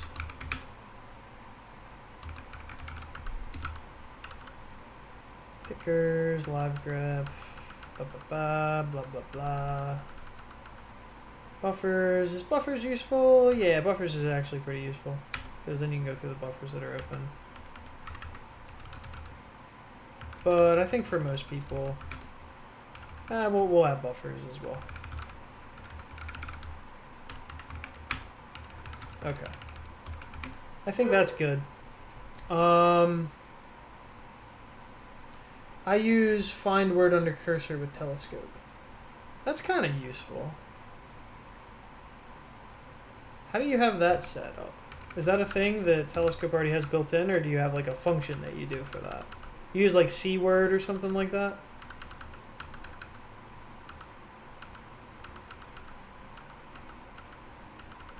I don't know if there's anything I really want to add here. I think that's pretty much it. For someone beginning, if they can find their files, live grep for text, projects, and buffers, that should be fine. Yeah, cool. Send that over, because that's something I'm going to add to my own config. I also wanted to mention that it would be useful for newcomers to include ft plugin javascript.lua and demonstrate how to set up tabs at 2 spaces. Very simple, or maybe mention it on the README. Yeah, I might do that. That's a good idea. That's a good idea. You need to change the bindings. What's wrong with the bindings?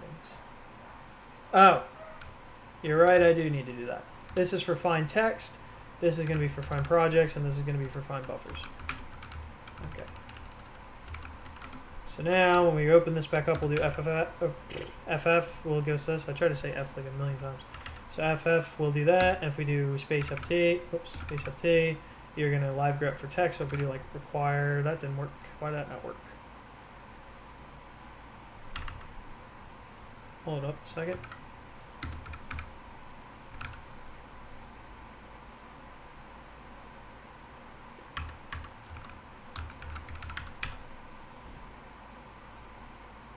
Oh, I don't have rip grep. Wow, I just installed it. I have this system. This is something I'm going to note in. I'm going to create a readme right now. Readme.md. Okay. Let's do stuff to install. I'm going to change that later. You know what? We'll just change this to dependencies. Rip grep. That's going to be one of them. What the hell happened there? Rip grep will be, I don't know, how do people install stuff? Sudo apt install rip grep. There you go. Peru flagus rip grep.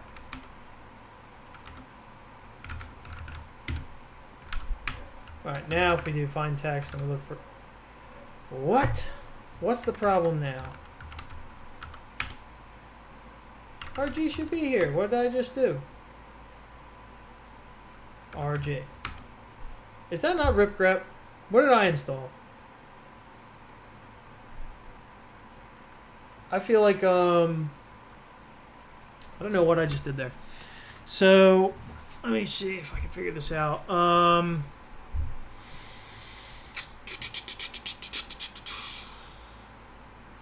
Yeah, I'm actually completely confused. What the hell's rip grep then? If it's not called rip grep. RG I thought was rip grep.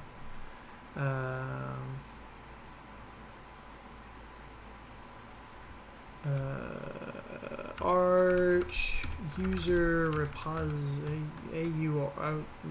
Arch user repo. There we go. That should get us there. I usually have a link to the AUR, but my stuff's still screwed up. I gotta get my bookmarks back. Nope. Whoops. No. Rip grep. Yeah, that like regular rip grep is in the actual repos. What am I missing here? Do I have to like open up a new term? Whoops. I'm so confused. Rip grep. All right, someone tell me why I'm stupid. Webcam, yeah. Yeah, I said I would do it, so here it is. I'll probably leave it on for a while. I don't know. Peru does use Pac-Man. Try to install. Peru, flag S, rip grep. Yes. RG. Okay, now it's... I don't know, dude. What did I do? Did I press no? Did I just also blow away my terminal that I was just using? Alright. Sometimes it's hard to go from my Mac keyboard to my mechanical keyboard here. I feel like my fingers stumble a little bit and I can't type as fast. Dude, I definitely installed it, right? I don't know. Oh, I typed what? Oh, okay. Okay. Gotcha. Thank you. That would have annoyed me a little bit. Look, everyone's like reality's changed and maybe the package is under something different. But yeah, Peru uses Pac-Man under the curtains, right? Because it has to.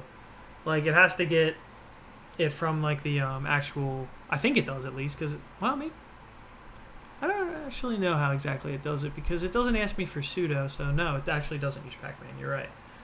But I'm pretty sure it still gets it from the regular Arch repositories, as far as I know, because ripgrep isn't in the AUR. Also, as far as I know.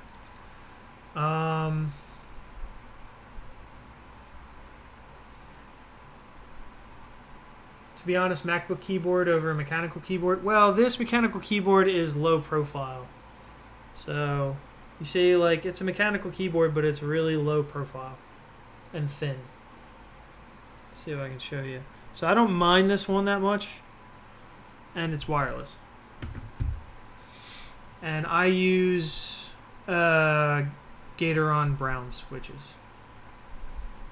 You're going to keep the live stream on YouTube? Yeah, I'm going to leave this up. Pear and Yay or Pac-Man rappers, whatever that means. They're not Pac-Man rappers. They're AUR helpers. So they are raps Pac-Man for at least regular installs, I think. Okay, so buffer line. I'm pretty sure I have another thing buffer line, so let's go do that. Buffer line. All right, icons. Am I not doing anything here? Okay, actually I think buffer line will just work, so that's good. Now we can do, whoops, space find buffers, and go back to here, and yeah. So now we'll do GCC, we'll add that back in, we'll restart. All right, now we got the buffer line up there. We almost have an IDE. Look, it's like we're getting there. Okay. Also, are there any resources you recommend that can help a newbie like me with window managers? Probably DistroTube's channel. He does a lot of window manager content, so I would like look through his old videos. And I don't know if I'm gonna recommend like any window manager to new people. Probably would be Awesome WM.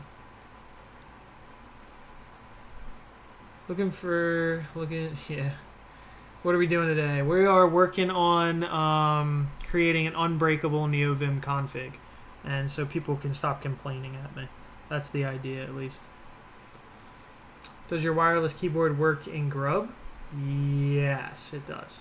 Because this keyboard is not Bluetooth. This keyboard actually that's the difference. It's the only low-profile mechanical keyboard that has a 2.4 gigahertz connection as well.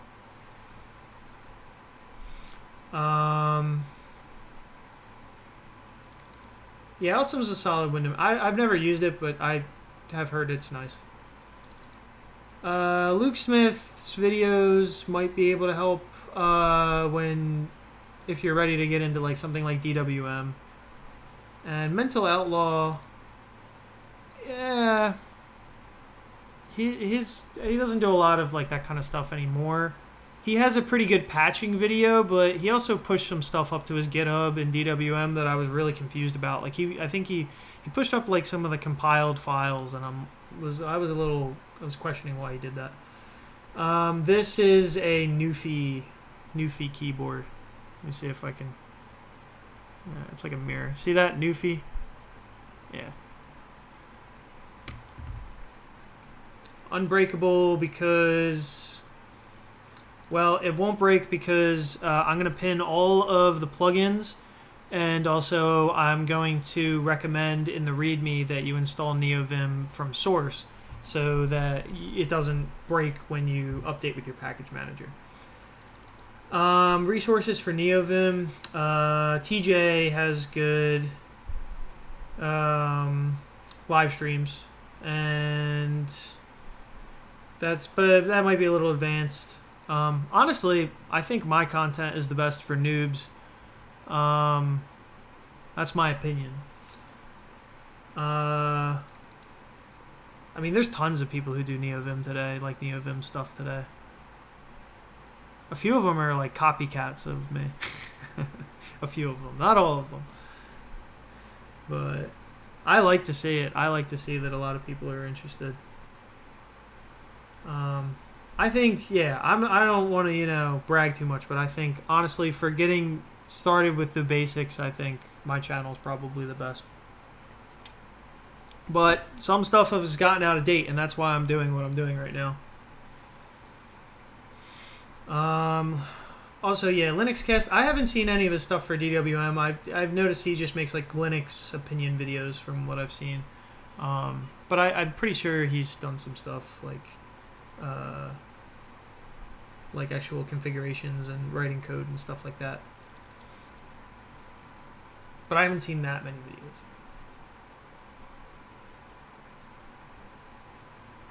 Yeah. Yeah. Also, yeah, the Discord's actually pretty helpful too. I forgot to say that. This is a good time to plug myself too. Let me do that because I always forget to plug my did I close my browser? Hold up. That sucks. I'm going to plug two things before I finish up with the LSP and all the other stuff. You can sponsor me on GitHub. Thank you. Other thing is Patreon / Chris at Machine. Yeah, I think that's what it is. And there's also Patreon.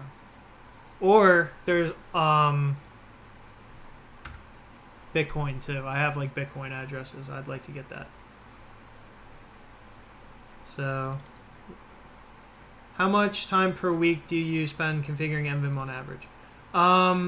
If I'm not doing it for streams, which is like content to like show other people, you know what I mean? I would say probably never, because this is what I do. I have it pinned. At work, it's stable, pinned. I never update it.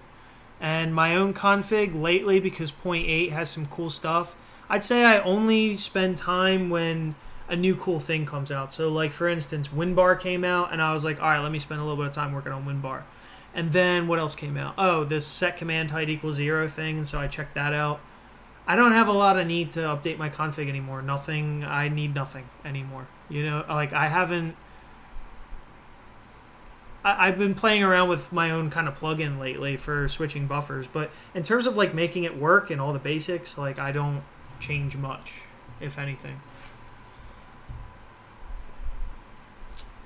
Antonio Sorosi's repo is great material about window managers. That's one I didn't know about. Yeah, the videos are good, but they could be better. The ways that I keep up with new stuff, I'm not a big fan of Reddit, but I'll go to Reddit or I don't even know how to Neo. I think that's how you get there. Yeah, well, maybe not. Or Neovim. This is a good place. They basically, usually it's just people like showing off like ricing things sometimes, whatever. But like sometimes there's useful information here. Like this is how I found out about the command height 0 thing. I found out about the WinBar thing here, so I was like, all right, this is pretty good. So this is a good place to learn about new stuff that's happening in Neovim world. Another good place is if you go to Awesome Neovim.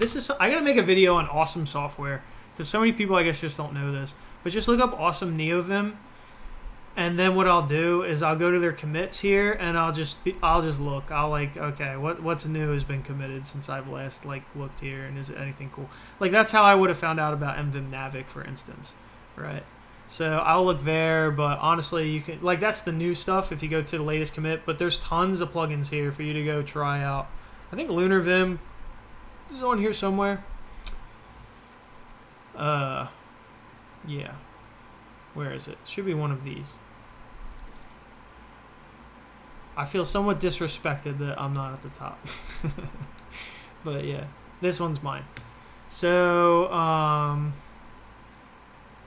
yeah, I don't know. This is like a place where you can find tons of stuff about Neovim.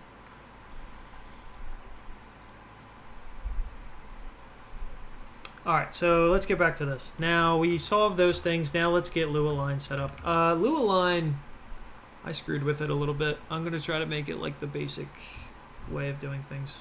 So let's go put that back. I might have to go... You know what will make things easier? If I just go back in time on my GitHub repo and I do this. Yeah.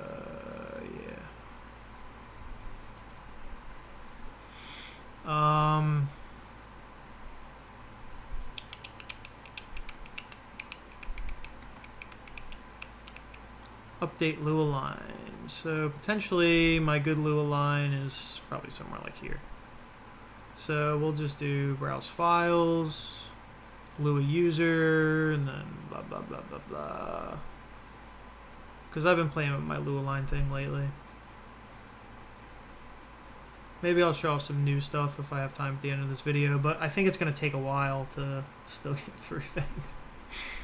But this will be, hopefully, an unbreakable config. Lua, where the hell is it? Where's the L's at? How does the alphabet work? Yeah, Lua Line, okay.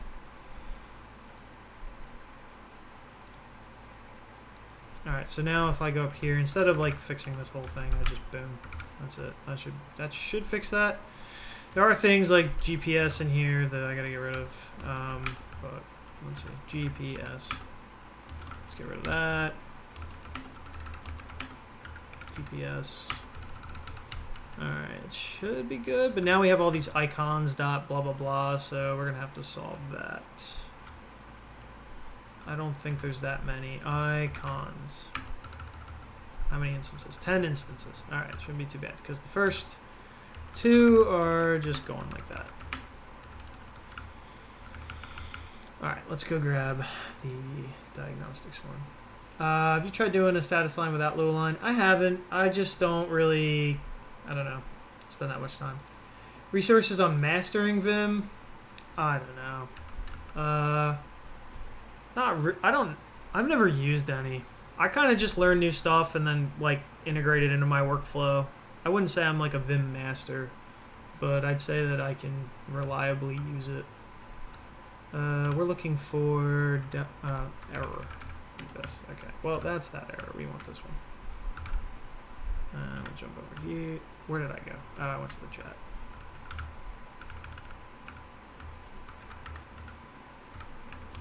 The problem is, like, I don't know. I've certainly picked up some bad habits with Vim. And so, like, you kind of have to work on getting rid of bad habits every now and then, too. Like, even there, like, I could have done a couple different things with this, right? Like I could have just done VP and just gone over it, but what I did instead was I did I did P where I pasted it, and then I went into insert mode, and then I did backspace. But what I could have done was just VP and boom. You know what I mean? So, meh. And really what I can do to get rid of this is I can do that, and then I can get rid of that and that.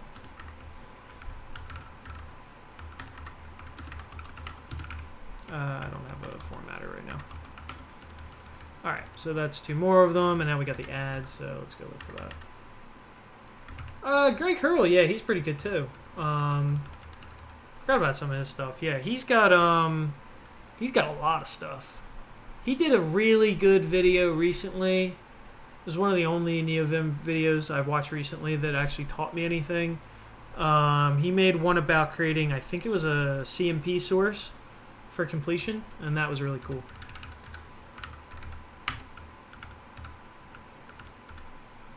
That guy's been making Vim content for much longer than I have. So I would definitely check out his channel for that kind of stuff. Also, yeah, let me get rid of this.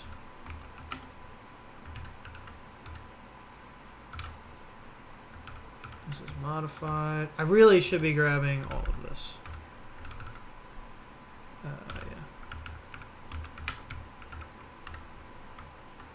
What do we got here? Alright, then there's just remove.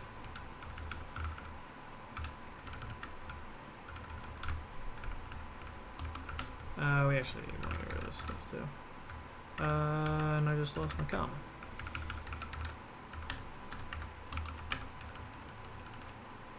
Okay, that's the icon stuff there. I think that should basically be all the icon stuff. And then I think we're good. So let's... I'm going to simplify this too. GCC for Lunar.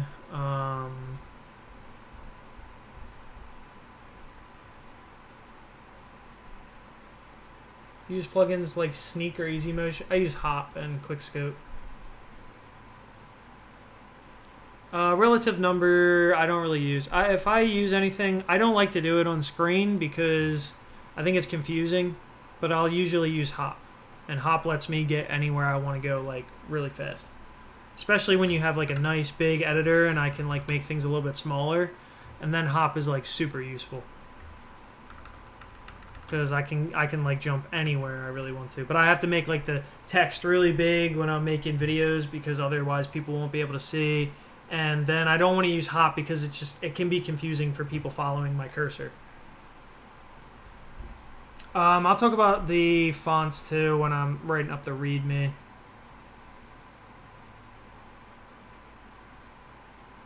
Sometimes the LSP doesn't format. We'll get that working.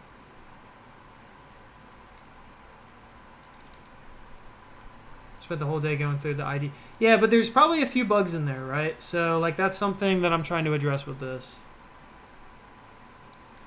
How do you get the icon? Yeah, I'm going to go over that. I'm trying to do the minimum configuration for LSP as a beginner since I'm only doing JS and React. Any quick guide on how to set up a minimal LSP config? Problem is that you think you just want the minimum LSP stuff, but you probably want a couple other things, like maybe a color scheme. You'd be surprised, Telescope is probably the most useful plugin that there is. You really can't do LSP reliably and usefully without CMP. Tree Sitter is where you're going to get all your syntax highlighting from. While you might be able to get away with not doing auto pairs and comment, I think they're also super useful, and get signs. Like, maybe you could ignore those. And then I guess you could ignore MVim tree. And you could ignore bufferline and Lualine and toggle term and all these ones. Yeah. So you could basically, I would say, if I was like just starting out with this stuff, I would like, and you wanted just the most basic, I would just use these plugins. Like just these couple few right here. And I'll go over how to set them up with LSP later on. What is LSP? It's Language Server Protocol. It's the one thing Microsoft has done like correct in life.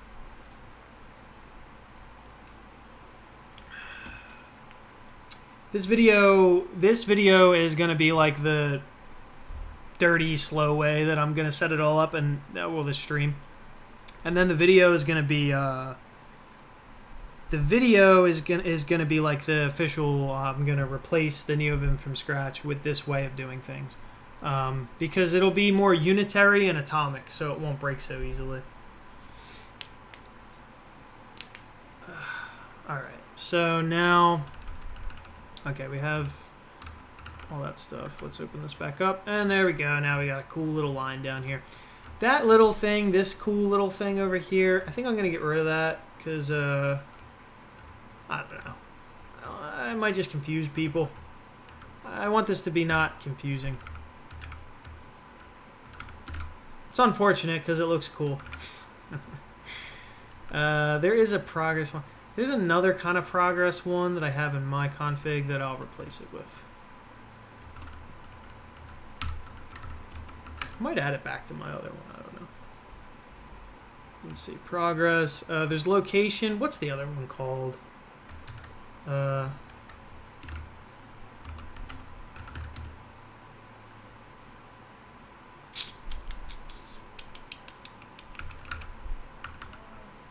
Where the hell am I? Oh yeah, I copy and pasted over that. Oh, I know. This, that. All right, now I got all my files back. Let's move this over a little bit. Lua line, yeah. All right, and I am using just the basic one. I think actually is it just called progress? Hold up a second. Progress. Yeah, it's just progress. Okay. Let's see if we can just pop that in there like this. Yeah, that's probably fine. There's like an extra padding around it, but I think it looks fine. I think that's not a big deal. That's pretty simple. Can't really get much simpler than that. Okay. Now we'll do, the last thing we have to do is alpha, I think. And do I have indent line working? Did I even check? Whatever. I'll be able to see that in alpha. Yeah, indent line's working. All right, cool. So now there's more icon problems in here. That's basically the issue. Icons. Oh, these are icons. Ugh, okay. Let's go handle that. Icons. Nope, that's not what I wanted to happen. There we go. Now, oh shit, yeah, I think Compy, I think I have a similar thing with Compy I'm gonna have to do for this. But I should be able to just copy and paste that. That shouldn't be too bad.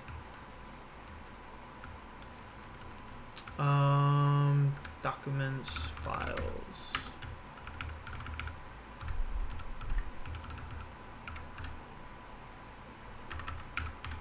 There we go. Here we go. Documents, UI.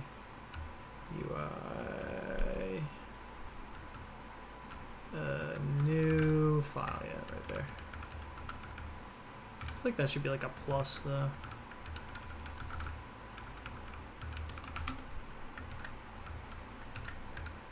Repo. I gotta make sure I'm not grabbing the one from VS Code icons, because then it won't show up.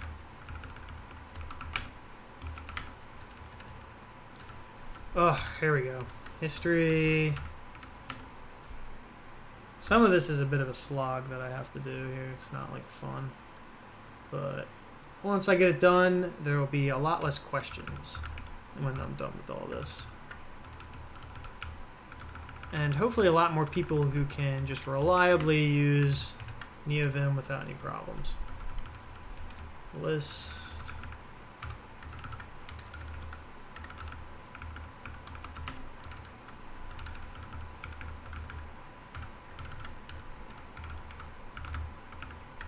Oh wait, that was the sign. We're just gonna get rid of that one. Gear.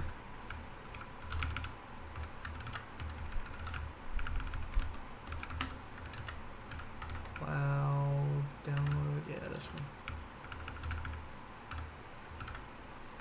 Honestly, I don't even think that one's that useful. And the sign out one, I guess.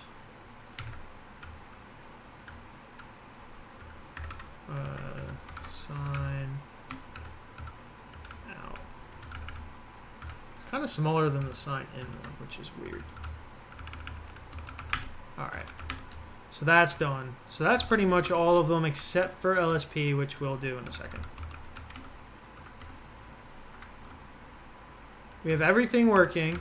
I think, well, CMP seems to be not working.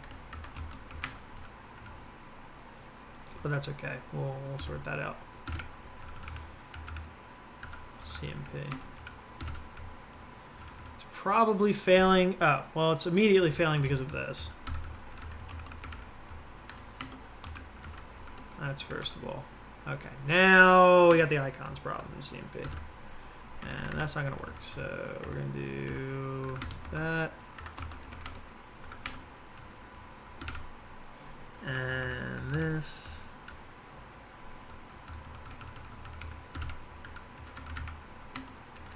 Yeah, so we have the kind there. So we're just going to actually just add that whole thing. Maybe that'll just solve it. Like we'll just grab. This is another bad habit. So really I should just go right here, block highlight, and click %, and then yank it.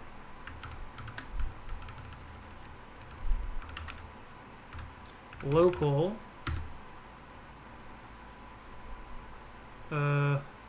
Yeah, I can get rid of that. And kind icons equals icons.kind. So I'll just say local kind icons, and then we can get rid of that.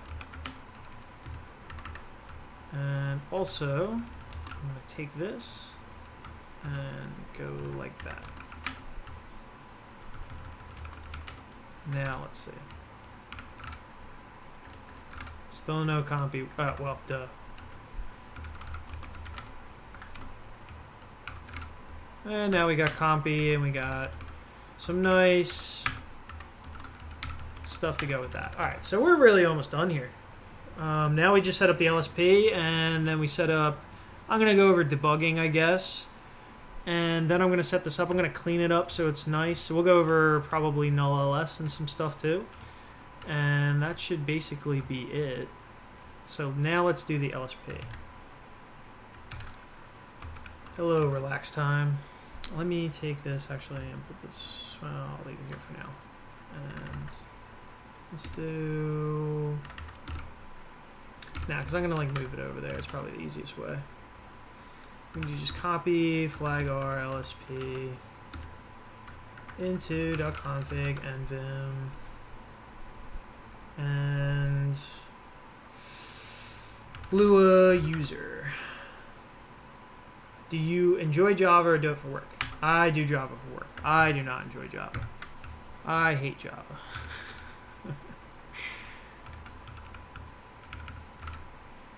User LSP. Alright, so first break.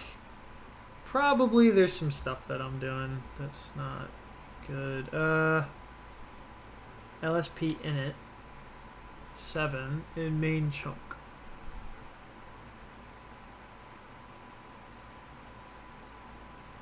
I don't know really what it could be complaining about though.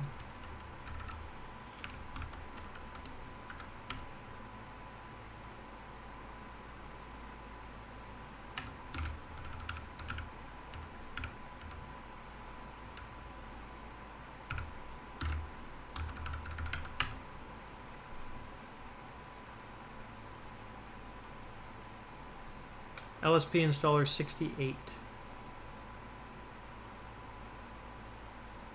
And from 7. Okay, so we're going to go to LSP installer 68. Why it's complaining about this, I don't really know. Oh, maybe I do know because I think I'm doing some special sauce with JSON.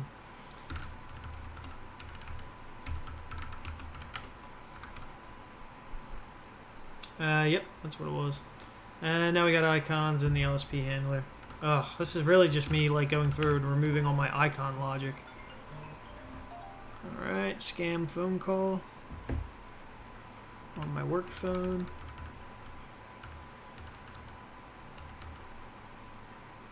Signature, null ls in it. I don't know, where did it complain about it? Handlers? Probably handlers. Yeah. Icons. Alright, not that many. Not that many. Not too bad. How can you use defx for Neovim? I have no idea. I don't know what defx is. Let's open back up the icons here. Icons. Yeah. We're gonna look for error. Okay. Yeah.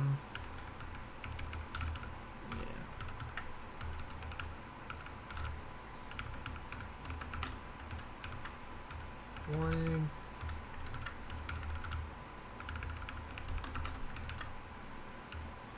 Hints.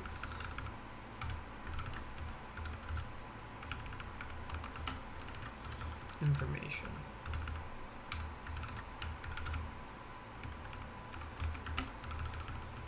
Oh, my LSP is already working, so that's good. We'll get rid of that. There we go. Alright, LSP works now, so I bet if I... Well, I don't... Well, actually, no, this should work. GD should work. How come it doesn't work?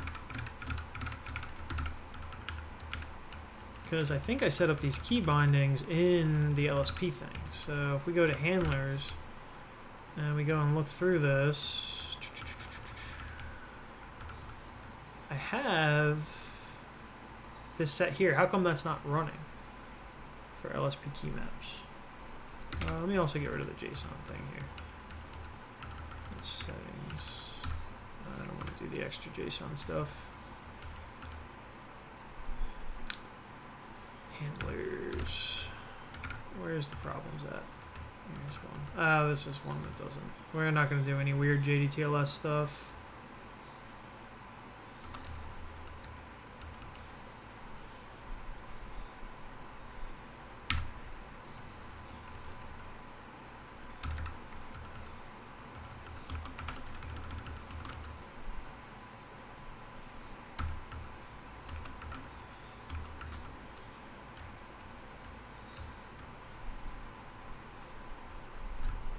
I have some extra format on save stuff here. We don't really need that.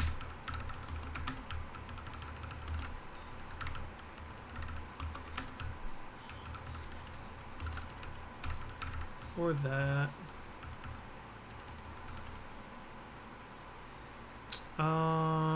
That's not a thing anymore as far as I know. Okay. Control T indents in insert mode, Control D outdents. I never find myself, I guess, I don't know, like if I do that and then that, yeah, I don't hate it. I just feel like I usually want to do this stuff from, what you call it?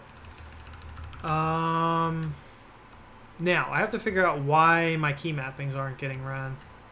So like this LSP key maps, wait, okay, that did work. Okay, I did GD, well, I don't know, that's a little deceptive though. Like if I do that, okay. So then for instance, why is this not working? Why is GD not working here? What's some other ones? Can't find the file, blah, blah, blah. Okay, this should work. GD should work.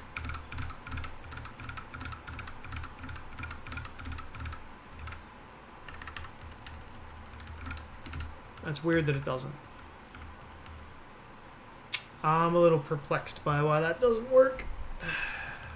Let's see what we got in LSP.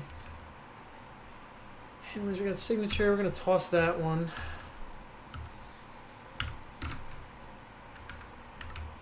Let's look for it here.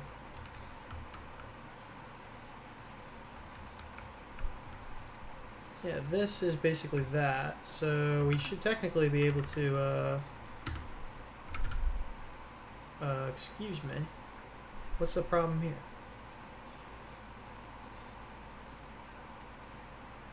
Oh, CMP DAP, that's, yeah, that's gonna, well, okay, here we go. Let's go and handle that. Can't be the unbreakable config if it comes broken. Just gonna get rid of these extra ones. What is this? Oh, yeah, that's the CMP DAP, John.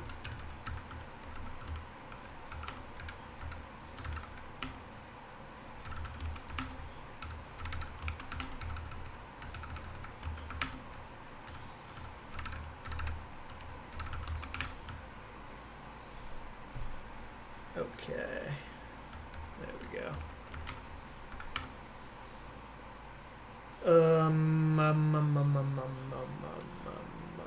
Okay, maybe that's the reason that it's running into this problem. LSP module, blah blah blah. No, okay, I know where that is. That's in it. Maybe it's just cutting off right there or something. I don't know. Did I just get rid of the wrong thing?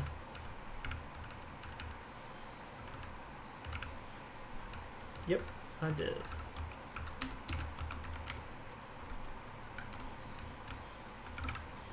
Alright, this should... GD should definitely be taking me places. Maybe I could do... telescope key maps. GD. If I do Lua vim.buff buff LSP. Is this not a thing? Alright, hold up. I have to figure that out. Why don't you use VS Code? I've explained this a million times. I'm bored of explaining why I don't use VS Code.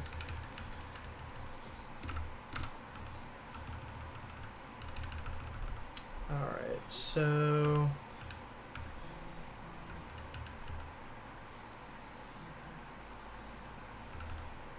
handlers, init, nonetheless. Yep, that's all right. This one should... It's funny because it works in here. I should have a frequently asked question. Yeah, I should put that like right at the top of my GitHub and I'll just like direct people to that. Yeah, like that works. Why can't I go to files? I'm not understanding. What am I missing? Oh, I think I know. Maybe I know. Maybe if I do make dir.git. I don't know. Maybe that'll help. Yeah, okay. That's what it was. You gotta have that. Okay, now the LSP is gonna work all good and everything's cool and everything's fine. Alright, so we got all this cool LSP stuff here. Yeah, we're good to go. Now we're getting somewhere. So now let's talk about formatting too. We're gonna have to set stuff up with null-ls. Then maybe I'll do DAP. And that should be it. So let's see. CMP, what's it complaining about? There's some error in here. Oh, this is icons. This is for tab 9, so that's never going to be the case because we're not using tab 9 for this. So I'm going to get rid of all this extra junk here too. Get rid of that. Yeah, whatever. Okay. Alright. That's just simpler to look at. We'll get rid of that. We'll get rid of emoji. Some stuff. Okay. Alright, now I'm going to add a couple more key maps. Key maps. One of them should be that, yeah, to get rid of this highlighting crap. Let me just copy and paste one. Oh, I'm gonna have to set up auto commands too. I forgot about that. This one's gonna be for, yeah, I have ones for like easy buffer switching. Buffer switching. Well, I don't know actually, because then it'll take away a Vim command, and actually maybe I shouldn't do that because I'd like to not take away too many actual basic Vim commands. Moving text up and down, I don't know if that's, maybe I'll leave it in here, but yeah, okay, these were the ones with navigating buffers. This is helpful for me at least, because now if I open up some other buffers, I can like go like this. Now there's some extra stuff in here that I gotta toss. I'm not gonna disable this for this, but I'll leave CSS in there just in case somebody wants to do that.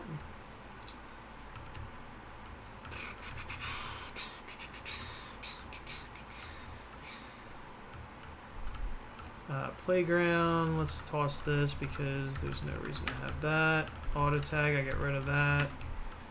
Context comment string, I got rid of that. Indent we have, auto pairs we have.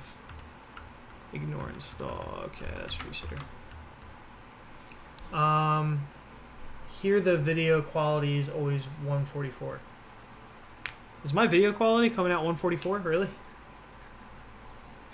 That sucks. I don't know if there's much I can do for that. It says over there it's green in terms of my connection though. Let me see on there. Yeah, I'm sending a good amount of data, so it should be okay. Hopefully it's not much worse. It's 1080p for you? Okay, that's good. I'm glad. Alright. There's everybody. Everybody comes in just to let me know about 1080p. Any chance to show your keys? I don't. I have a command for screen key. I just have to remember what it is to turn it on. So let me open that up really quick. Screen key will be mod key S. They're behind my face. Hold up. Let me move my face a little bit down here. Hopefully my face wasn't... whoops, that's me moving that stuff. Let me select the webcam. Hopefully my face wasn't in the way of too many things. Because I have like this thing and I keep moving that. I don't know where to put the webcam. But I promised I would... This stupid thing. Hold up. But I promised I would use the webcam. I'll put myself in the middle right here. That can't be in the middle. Like, that won't be on top of anything. What shell prompt do I use? I have a video on that. Okay, so we got keys now, so you should be able to see them.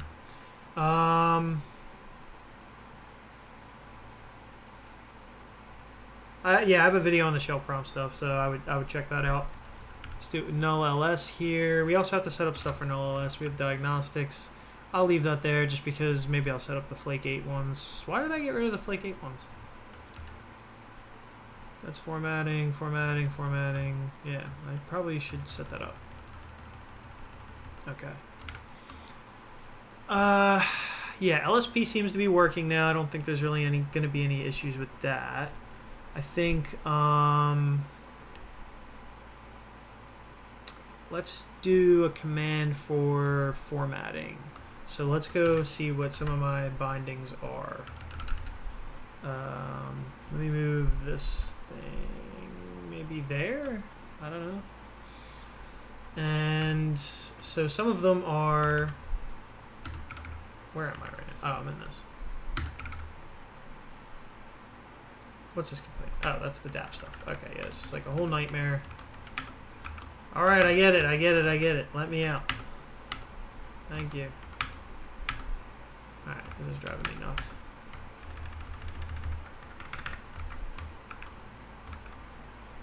Screw you. I don't have time to exit Vim. Let's see. And Vim Lua user. We fixed that problem, so we should be good to go. We'll do which key. And so format. So I have some LSP bindings that I probably want to add.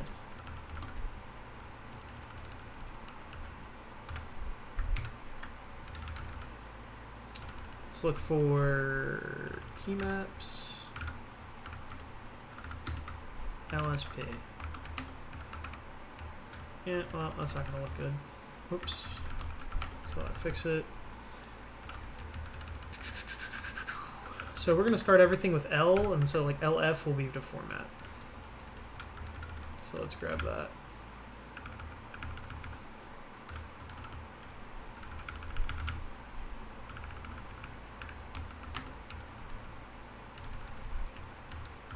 That toggles the auto format. That's format. This is LSP info. I guess that might be useful. Wait, did I just put that? I did. Now let's do a yank enter this, and then we'll get the whole thing.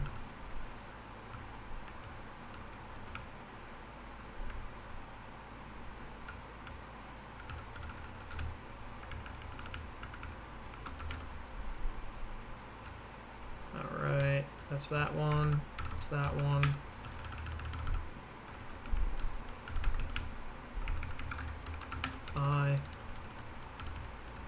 Alright, this one's simpler. Go like that.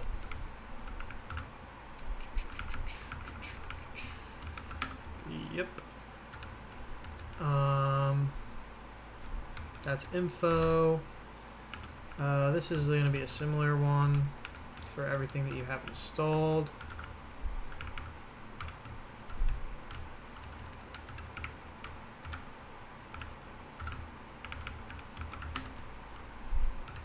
Let's get rid of that. This is just moving between diagnostics. I don't know how useful that really is.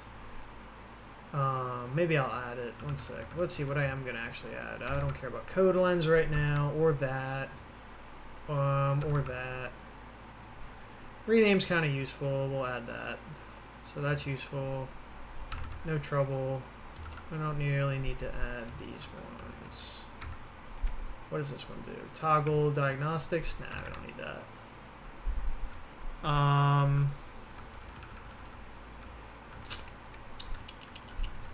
Code action, yeah, we'll keep that. We don't need that. Workspace diagnostics can be kind of useful with telescope. Maybe I'll keep that one. Okay. So let's do yank enter double quote. We'll get that here, and that one is code action, so it will be A. Let's actually change some of these before I forget. That's I, that's capital I. This one will be, wait, what the hell did I do? Oh, I just pasted a bunch of them so that I could put stuff, yeah. How did I forget that I did that? That's A, this is W. So yank enter that.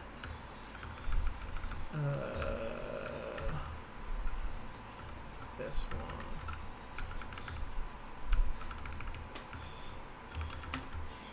one. What am I doing? I am setting up. Actually, I'll do LD for diagnostics. I am setting up a very simple, unbreakable Neovim config. That's the name of what I'm trying to get done here, or that's the idea of what I'm trying to get done here. Minimal amount of plugins to get a very good experience that will just hopefully install for you and you won't have any errors. Because then I can get on to doing other fun stuff. But I feel like I owe this to people because I can do it and it will make a lot of people's lives easier, I think. This is go to next. We'll do J. Yeah. And this one I can basically just copy and paste and then next, and I'll change that to prev. And then that one will be K. And now this one will be R. Yank enter that.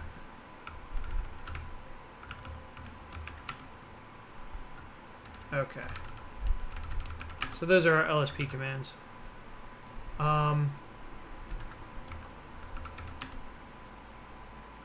okay, that's good. I don't know why I have them like this. So that's pretty much all the LSP stuff that I want to get in there.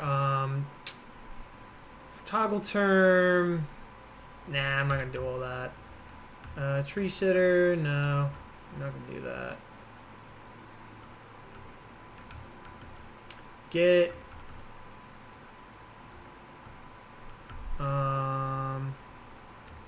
maybe I'll add this one because I think this one's pretty useful. It's one of my favorites. I know someone will inevitably ask me for it. We'll do leader GG is going to be for doing this.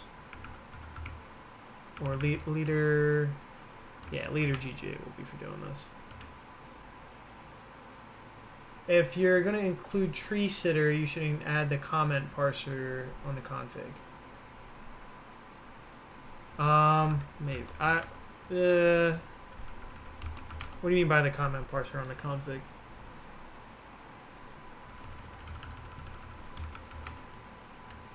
This is going to be for, I don't know, get. We'll just say get. All right, let's save this. We'll reopen it up. Do I have lazy get installed? Oh, well, the reason that's blown itself away immediately is because the .get that I have in here is nonsense. So, yeah, that's a thing. But if I go to this one, reopen that, space GG, yeah, okay. Now we got lazy get over there. So we just want to use that for that, that's fine. The other ones that I have are like LSP related, like that, I don't know.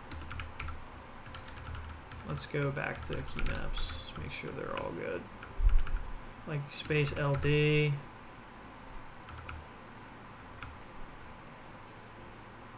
Telescope.run command, unknown command. Maybe that's one telescope doesn't know anymore, so we'll get rid of that. LI. Space LF, that's going to be a useful one. Attempt to call field format. Is that a new 8 thing, really?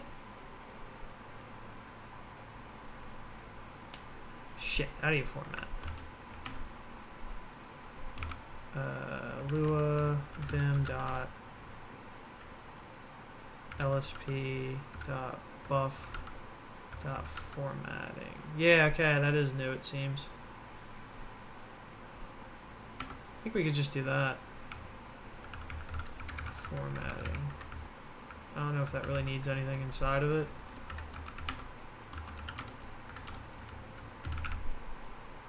Okay, now it's making me choose. I hate when it does that. I gotta find a way to make sure that it doesn't do that anymore. Oh, this has all of the old stuff because it's 0.7, so I think some of that stuff's still there. In tree sitter config, ensure installed comment. I didn't know that was a thing.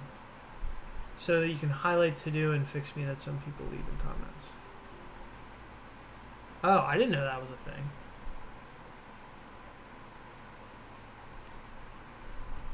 We'll just say 2. Hold up. Actually, we'll do this again. I'll say 1. I don't have style Lua installed, so let me do that. Let me do Peru flag S style Lua.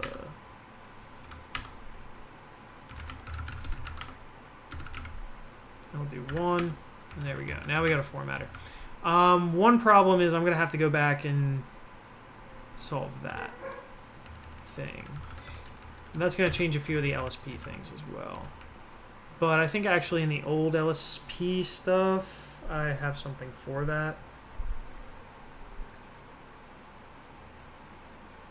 I forget how I did that. I think I just turned them off. Yeah. So like if it was found, then I just turned it off. I'll probably add the comment thing too. That's something I should check out. Yeah, and while we're here, Patreon. Sponsors. No, but let's see. What did I come over here to do? I came over here to look at the Neovim from scratch one. And we're going to go in here. We're going to look at the LSP. We'll look at handlers. Yeah, so basically I just turn them off for certain ones. And so that's what we're going to do.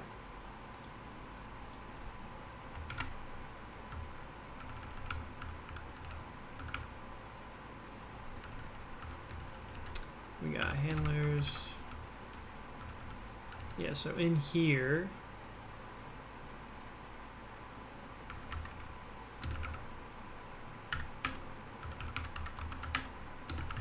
and so one of them is some Neko Lua. That's the one that I'm dealing with.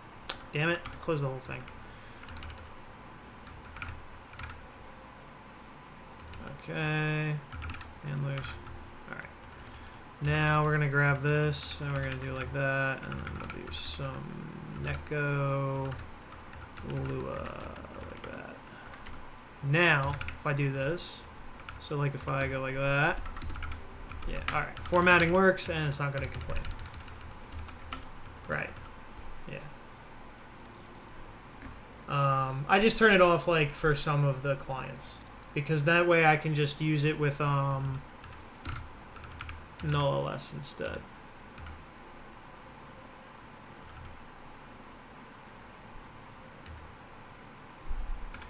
Is my arrows backwards? I think my arrows are backwards. I can't tell. Hold up. Like...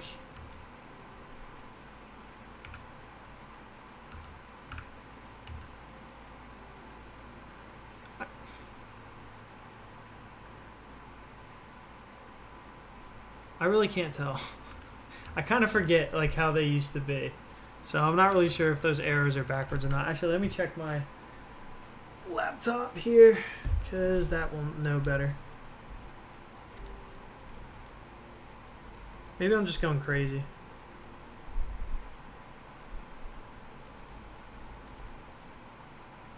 Yeah, I think they're backwards. Let me go and fix that. Tree. Might not be able to finish this today. How long have I been going? 2 hours and 30 minutes? Might have to finish this up tomorrow.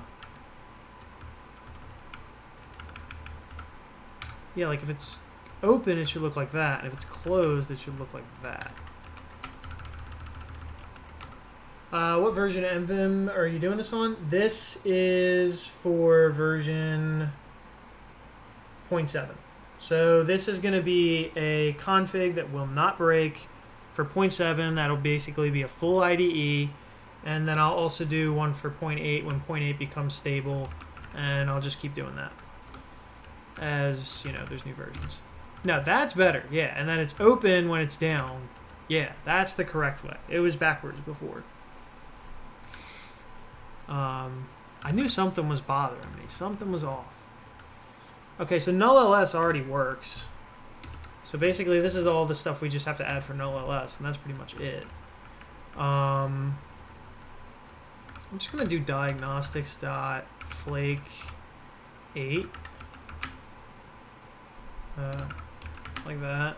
I'm just going to go open up a Python file. Let's see. We'll go into Neovim.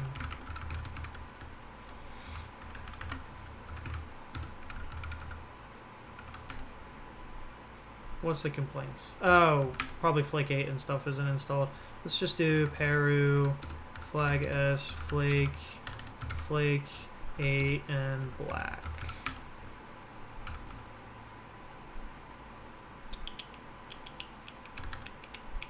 Black couldn't be found. It's probably called Python black or something. Python. Yep, that's what it is. That's what it is. Whoops, I wanted to open up a Python file. Alright, so now, alright, so like already, wait, this is, yeah, okay, Flake 8, blank line, and a file. Okay, so NullLS already works. Boom, just like that. And we'll do something like def, blah, like this, and I'll go like that, maybe, and then there we go. Alright, so black works too, so cool. I don't know why I saved that.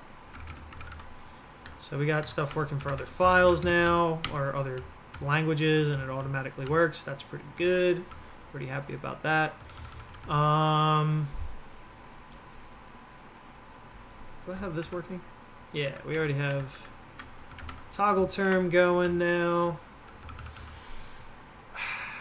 Okay, I said I would do DAP. Let's do DAP. DII or DI. D. There's a DAP. Oh, awesome. This month I complete 1 year using Neovim as my main IDE. It's been an amazing journey, and I have much to thank you for that. Keep it up. Thanks, man. I'm hoping to make this easier for everyone. So let's see. So we don't have the install one, I don't think, but I'm gonna have to look up like how to install that and get that working, because I know this is like relatively easy to do.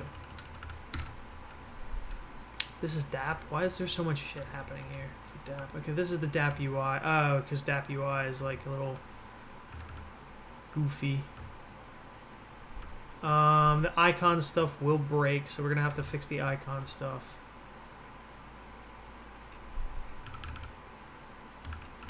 Like for, all right, let's open up a Python file, thing.py again, and we're gonna write a def function. Let's do like one of these. Okay, test arg will be, I don't know, x. We'll do print x. We'll say x is equal to 7. We'll do well, I don't know, y is equal to x plus 8, and then we'll do print y, and then we'll do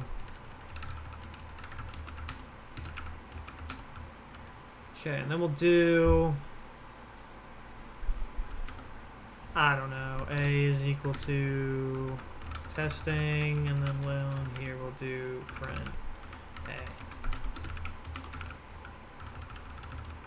Alright, so now we need to do something like DApp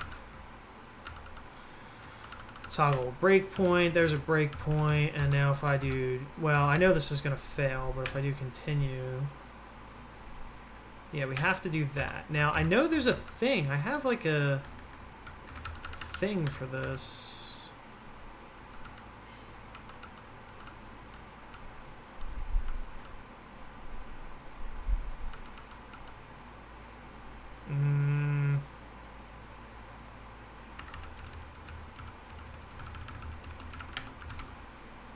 It's one of the installer. Did I get rid of it by accident?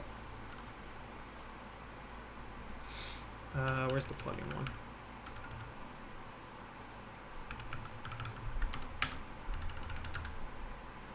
I know it's at the bottom. Yeah, DApp install. DApp. Okay, let's just look it up. So, Poco 81, yank inner. There we go.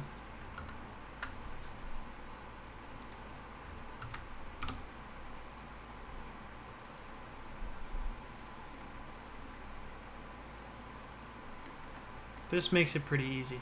But I feel like people never get to this part because everything's always so broken that they're like, I don't really have time to set up this. Yeah, it's DII install. Debugger. That's what I... Alright, what am I missing then? DI. Oh, you know what? I'm probably not setting it up. Probably not setting it up.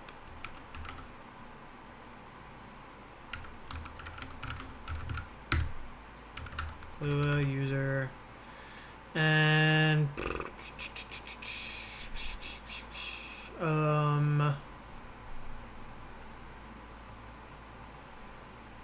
DApp.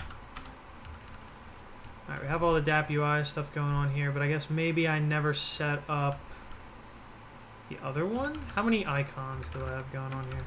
I think it's just the bug icon. Yeah. Let's go grab that bug.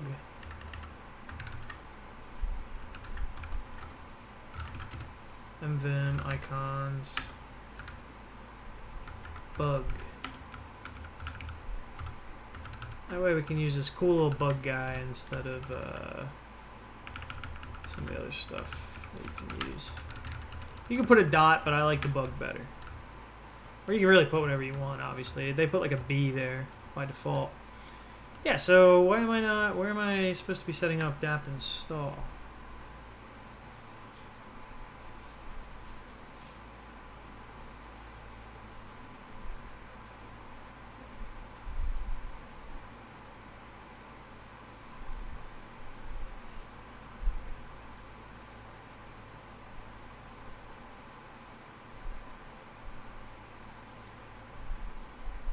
We'll just add this.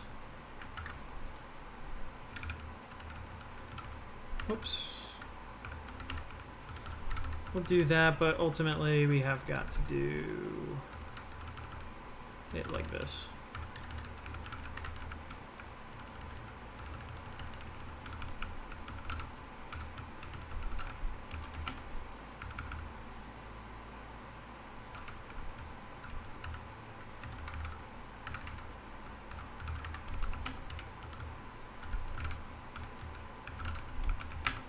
Alright, and then we got the DApp install, and then we're just going to require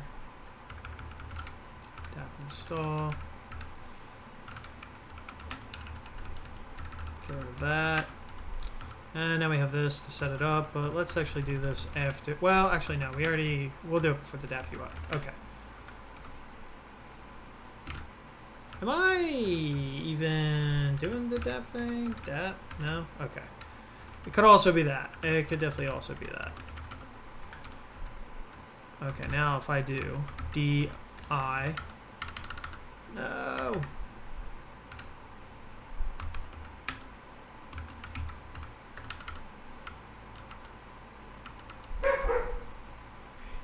Yeah, I don't know.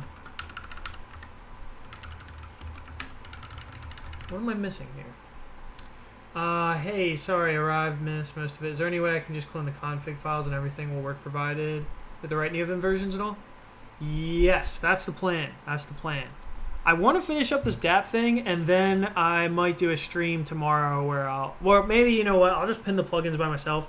And you can just look at me do, like, that's going to be the most boring part. I'll do, like, one, and then you can go and see how I did it, and then that's basically it. But, right now I'm trying to get the DApp stuff working, but I'm not really sure why it's not. Maybe 1 second. I could have screwed something else up. Oh. No, it's user.dapp. That's where it is.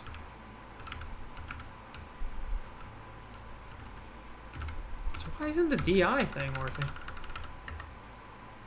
It's gotta be something stupid that I'm missing here. Maybe it's not finding it. Hold up. Because we do just say return if that's not the case. So what we'll do... Like, am I missing any of these? Print... broke.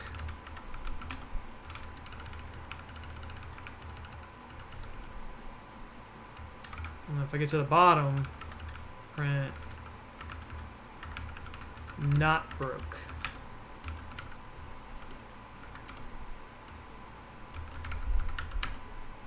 Oh, it's broke.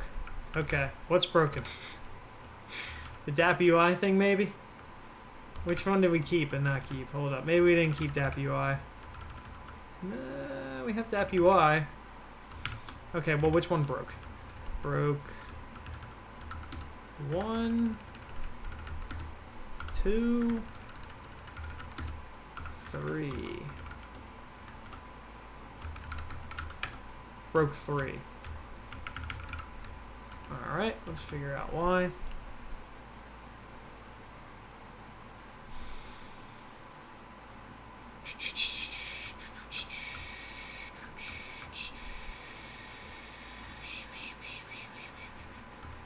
Well, maybe I'll just try and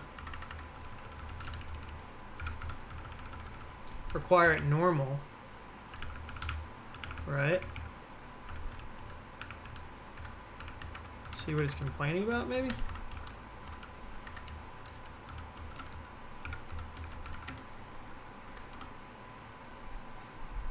Module DApp install not found.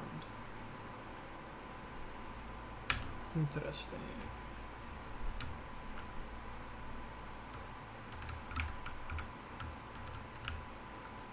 That's that right there, though. Let me see. This is DWM, yeah. I don't use i3 because i3 doesn't have automatic tiling, and I don't like that.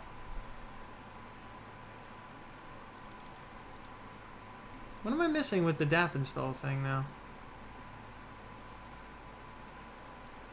Oh wait, hold up. This is DApp. What is this? Is this new? Oh, I think it changed.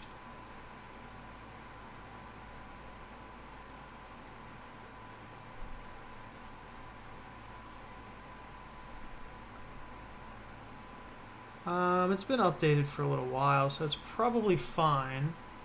Alright, let's grab this new one, DApp Buddy. Maybe I'll ask him about it. Poco's got a few good plugins. So I don't want to like change to the old DApp install just because. But one issue I do have with this is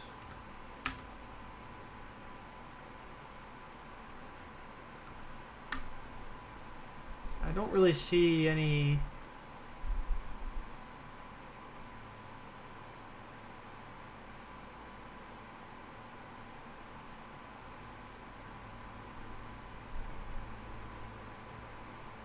This is installing, just plug and play. At the moment the plugin has gone through some problems that could be traced back to the codebase itself. That's why I'm going to doing a rewrite.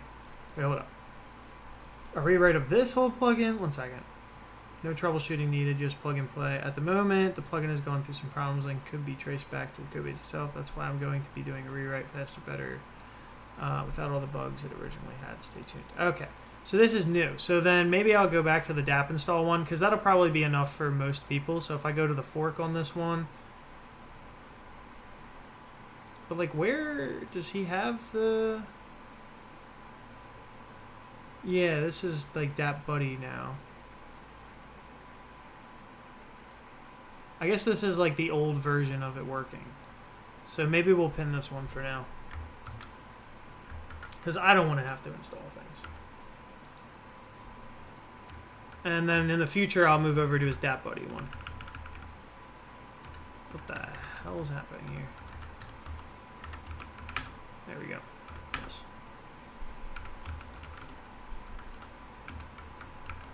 DI install. Okay, there we go. That's all it was. See, things break. This is why you want to do it this way. If you don't do it this way, then things will just randomly break. And we don't want that, right? So now let's, whoops, I don't have my normal thing here. Let's do GC. Whoops, what the hell? Yeah, GC. Okay. And we'll, oops, okay, we'll do, I don't really need that. I know where they go. It's not a big deal. I'll get rid of these prints. Okay. And what's a plan? What's a problem here? It's never used. Alright, I'll put that back.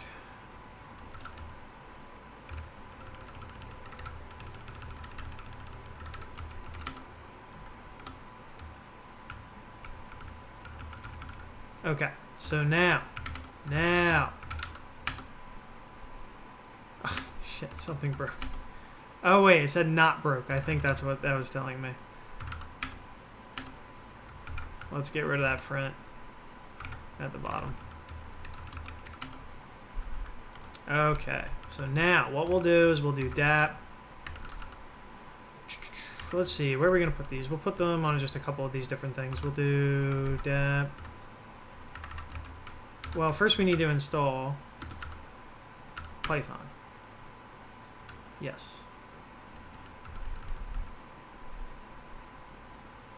Alright, so now we have the Python debugger. I'm just going to close and reopen. Now we'll do DApp. Toggle breakpoint. And we'll do that again there. We'll do it again here. Oops. And we'll do it again there. And we'll do it again there. Okay. And now we'll do... Well, first, we're going to probably need to call the function. So we'll do... I don't actually know if we'll have to, but I think we do. Test x. Oh, I like redefined x. I'll just pass like x equals... I'll pass 7 here. What's the problem? Oh, this is flake 8. Complaining. Alright, so now we'll do DApp continue. What's it complaining about? Stupid thing. I feel like it shouldn't be complaining about that. I think you just have to set it up like a really easy way. This is DApp install, yeah. install the debugger.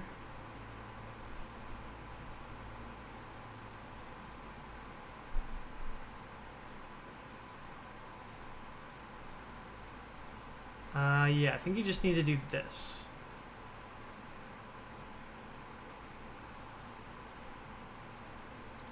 Yeah, so we'll just grab the default one for Python.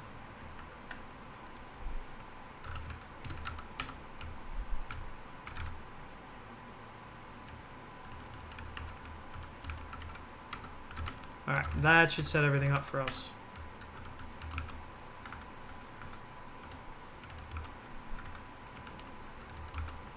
Put our breakpoints. Alright, now. There it goes. Okay. So now we're debugging. Like I said, I will do videos on Java. I'll do the whole thing. I just want to do this first so people have something to start with. Let me put this here so people can see. Okay. So now you can see locals, x int equals 7. We got like some stuff here, special variables, whatever it is. That's kind of annoying that happens, but whatever. Function variables. Yeah. You know, all this just nonsense, whatever. It doesn't matter. I don't really use that. But so it'll tell you each line that a breakpoint's on, right? So we got one there on 3, one on 5, one on 7 there. This is with the UI. I really like the UI. I've seen people get this working for Rust, and I also have this working for Java as well. All right, and so now what we can do is, you know, you can do all this regular stuff. So we could just do like DAP, and then you have all of the things that you can do. I'll probably map them to commands like leader D, and then do all the stuff. I have them mapped in my which key config. I'm very sore right now. 1 second. So now what we can do is we'll just do continue. All right, it'll take me to the next thing. It'll tell me the locals, blah, blah, blah, same old stuff. It'll highlight down here which line, okay. And then we'll do, I don't know what that just said right there, but all right, we'll do this again. Yeah, reason breakpoint is the reason that it stopped right there. We also have the REPL. So we can go over to the REPL, and from here we can do like X, and it'll print out the 7, right? So like, remember 7 is what X came in as. So Y should be X plus 8. So if I come over here and I do Y like that, see, there you go. At to repeat last command. Oh, what, just in general? I thought that was like a register thing. I guess I've never used it for that. But anyway, it doesn't matter. Try to focus on this. But yeah, so we got our testing thing here, and we got our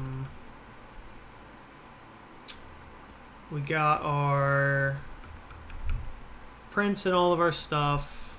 I mean, you know, not much more else you could want. You can do all the things for the most part. We can do step over, so we can do step over, and then, you know, but there's not really much to step over in that case.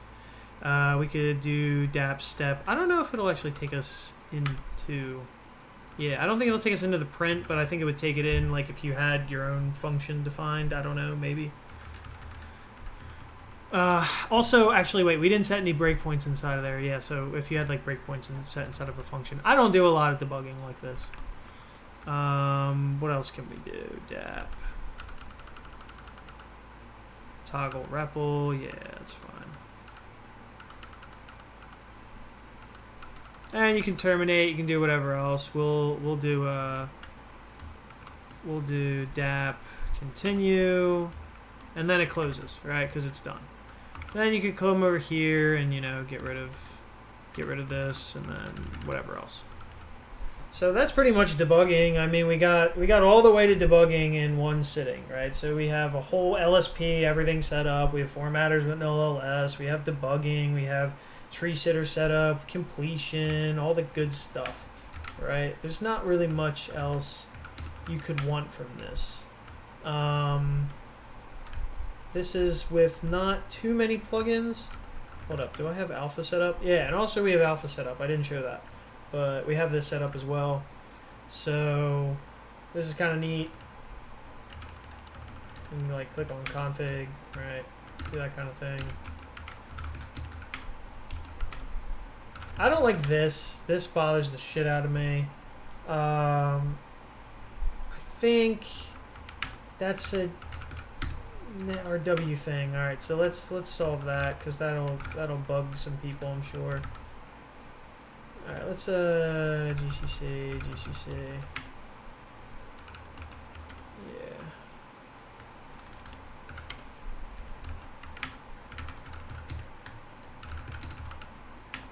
I think it's a Neovim tree thing. Yeah, here we go.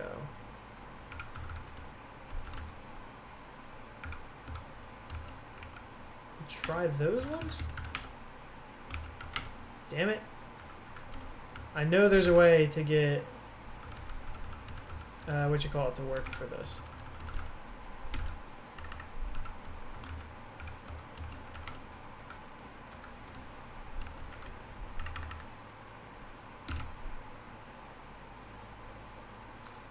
Well, actually, to be fair, I mean, it kind of does open, but it doesn't automatically open what you call it.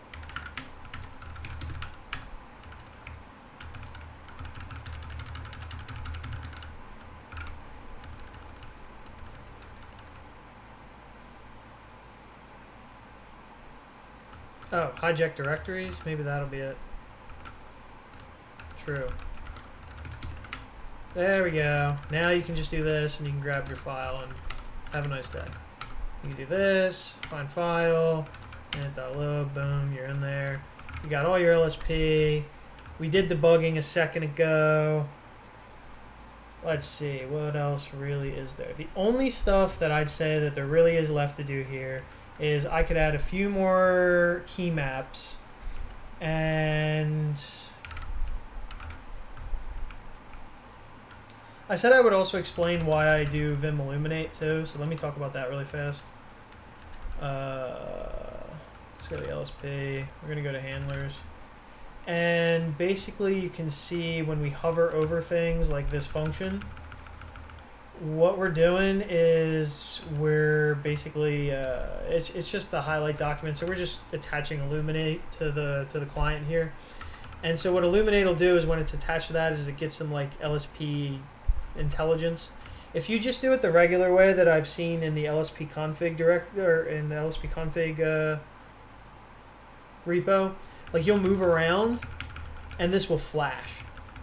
And once you notice it, you can't unnotice it. So once I found Illuminate, I was like, oh wow, that's so much better. It's not even close. So that's something that I definitely recommend.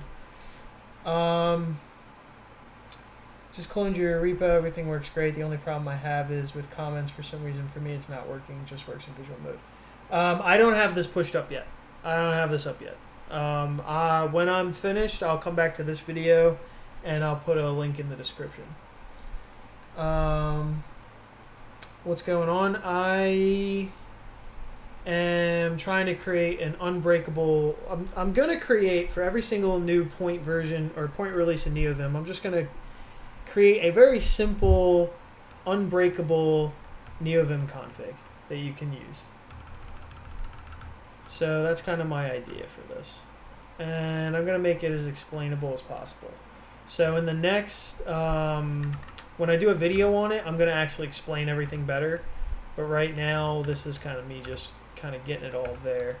I don't want too many of these here. So let me toss this one. Let me toss Solang. I don't really need those. We'll have some Neko and Pyrite. They're like good poster children. These are all different servers to have installed by default. We're going to just toss some of these. I don't know. Not everybody needs all of them.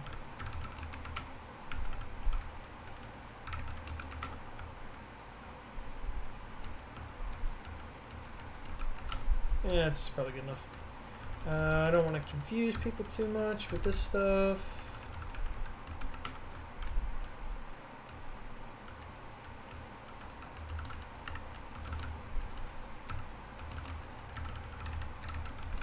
People can kind of add their own stuff if they want it. What's this? I don't need that. Oops.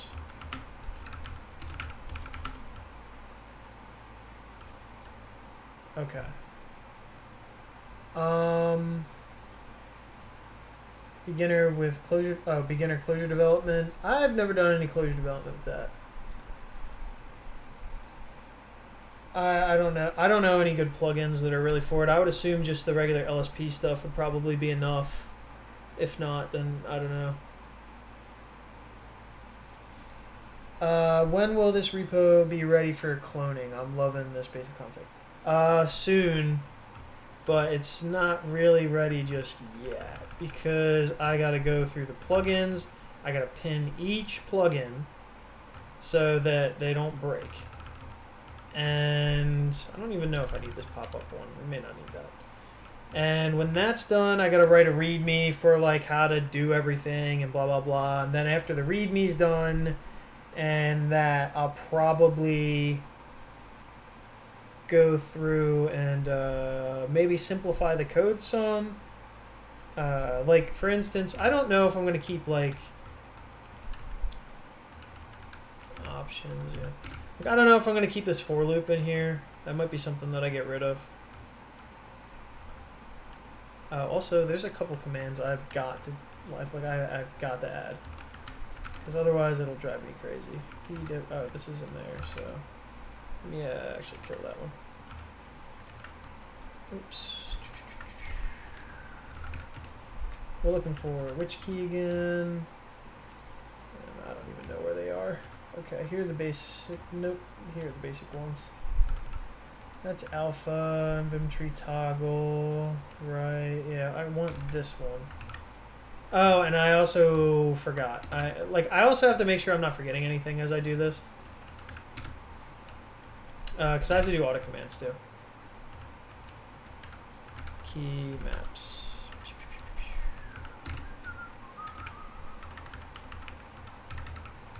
This is like a basic one. I don't know. I'm just gonna say miscellaneous,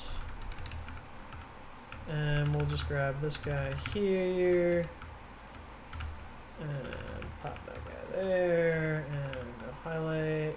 Yeah. All right, and that's gonna be leader H. That's gonna do that.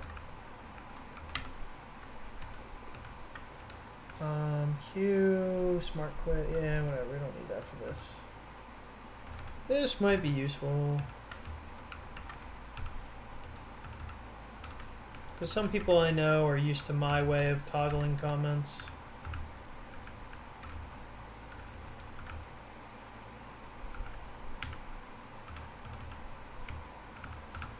But yeah, this wasn't something I was thinking about when I was doing what's the problem? Problem is we're stuck in all that stuff, so yeah, let's do it like this. I wasn't really thinking about like the fact that plugins change pretty often.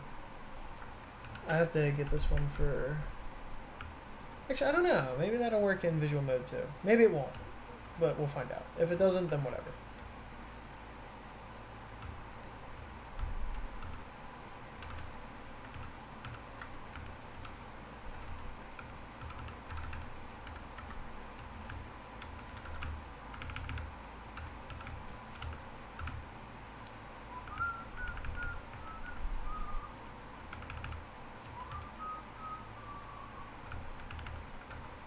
I think I had I don't know, we'll just do C for that for now. It's probably fine. P, Zen mode, we don't have Zen mode. Yeah, okay. Not using the new API for key maps. I think I am. But I don't know. I'm using this one. If it's too new, I can't use it because I'm not on 8. I'm on 7 for this. Yeah, a little late to the party. But it's fine because I'm gonna post this afterwards. So you're not gonna miss anything if you want to go back through it and figure it all out. Because once I'm done with this, I can do like fun plugin videos instead of like just the slog of like getting like the basic stuff set up for people, you know. I'm going to give people this, And every point release, they're going to get a stable config that they can use and whatever. And then I can like do fun stuff and look into like, because I have a few cool plugins that I feel like nobody knows about, and I'd rather make videos on those. Vim keymap.set. Yeah, okay. So yeah, I am, as far as I know, I'm using the newest one, but this is something I didn't really look into before. All right. The xset rate thing, that just makes my keys move faster. That's all that is. If I didn't have that, my J and K abilities would be hampered, and I'd have to learn to use Control U and Control D more often, but I'm very lazy. So, let's see.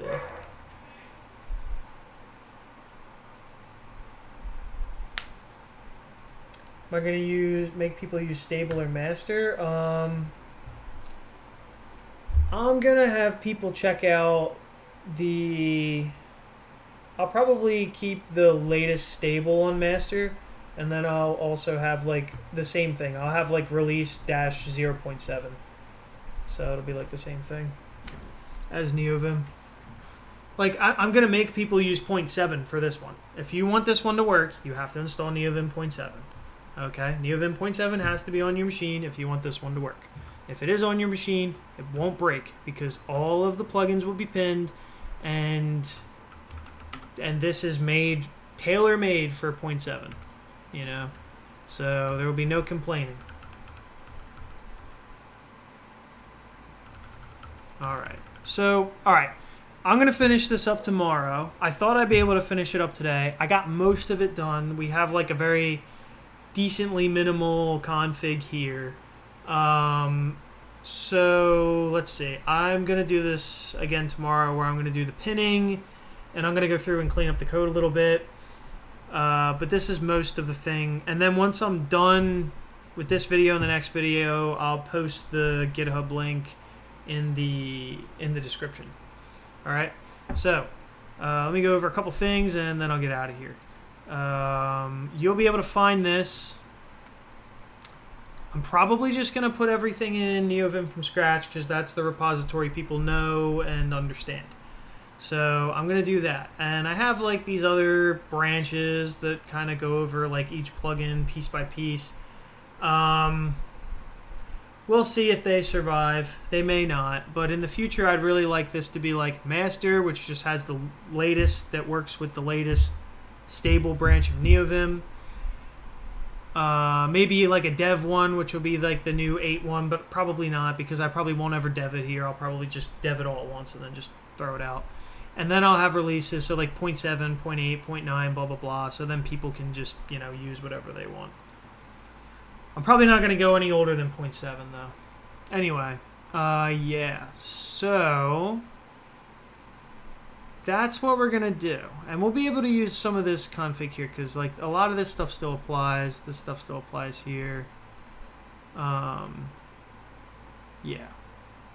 that's the plan.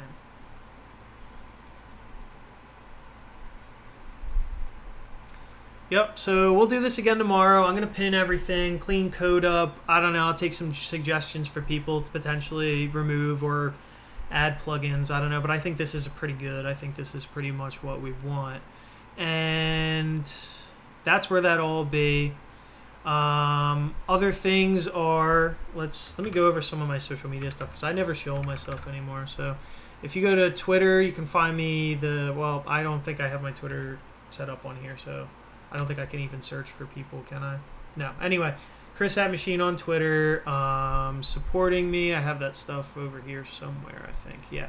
Support me on Patreon, or actually a lot of people have been supporting me lately on GitHub sponsors, so that is appreciated. This is Lunar. If we go to my account. Actually, if you even go to the Neovim from scratch thing, I have that little sponsor this project here, or the Patreon link. So yeah, so you become one of the sponsors there. That's much appreciated. Also, I have a blog that I'm going to be working more on. It's chrisatmachine.com. I have to pour some of my old stuff, but I have things like, you know, setting up DWM on here, and just some other like small blog posts that you can check out if you want. as well as links to all like projects that I work on and socials and stuff like that. But all right, guys, I will see you hopefully tomorrow.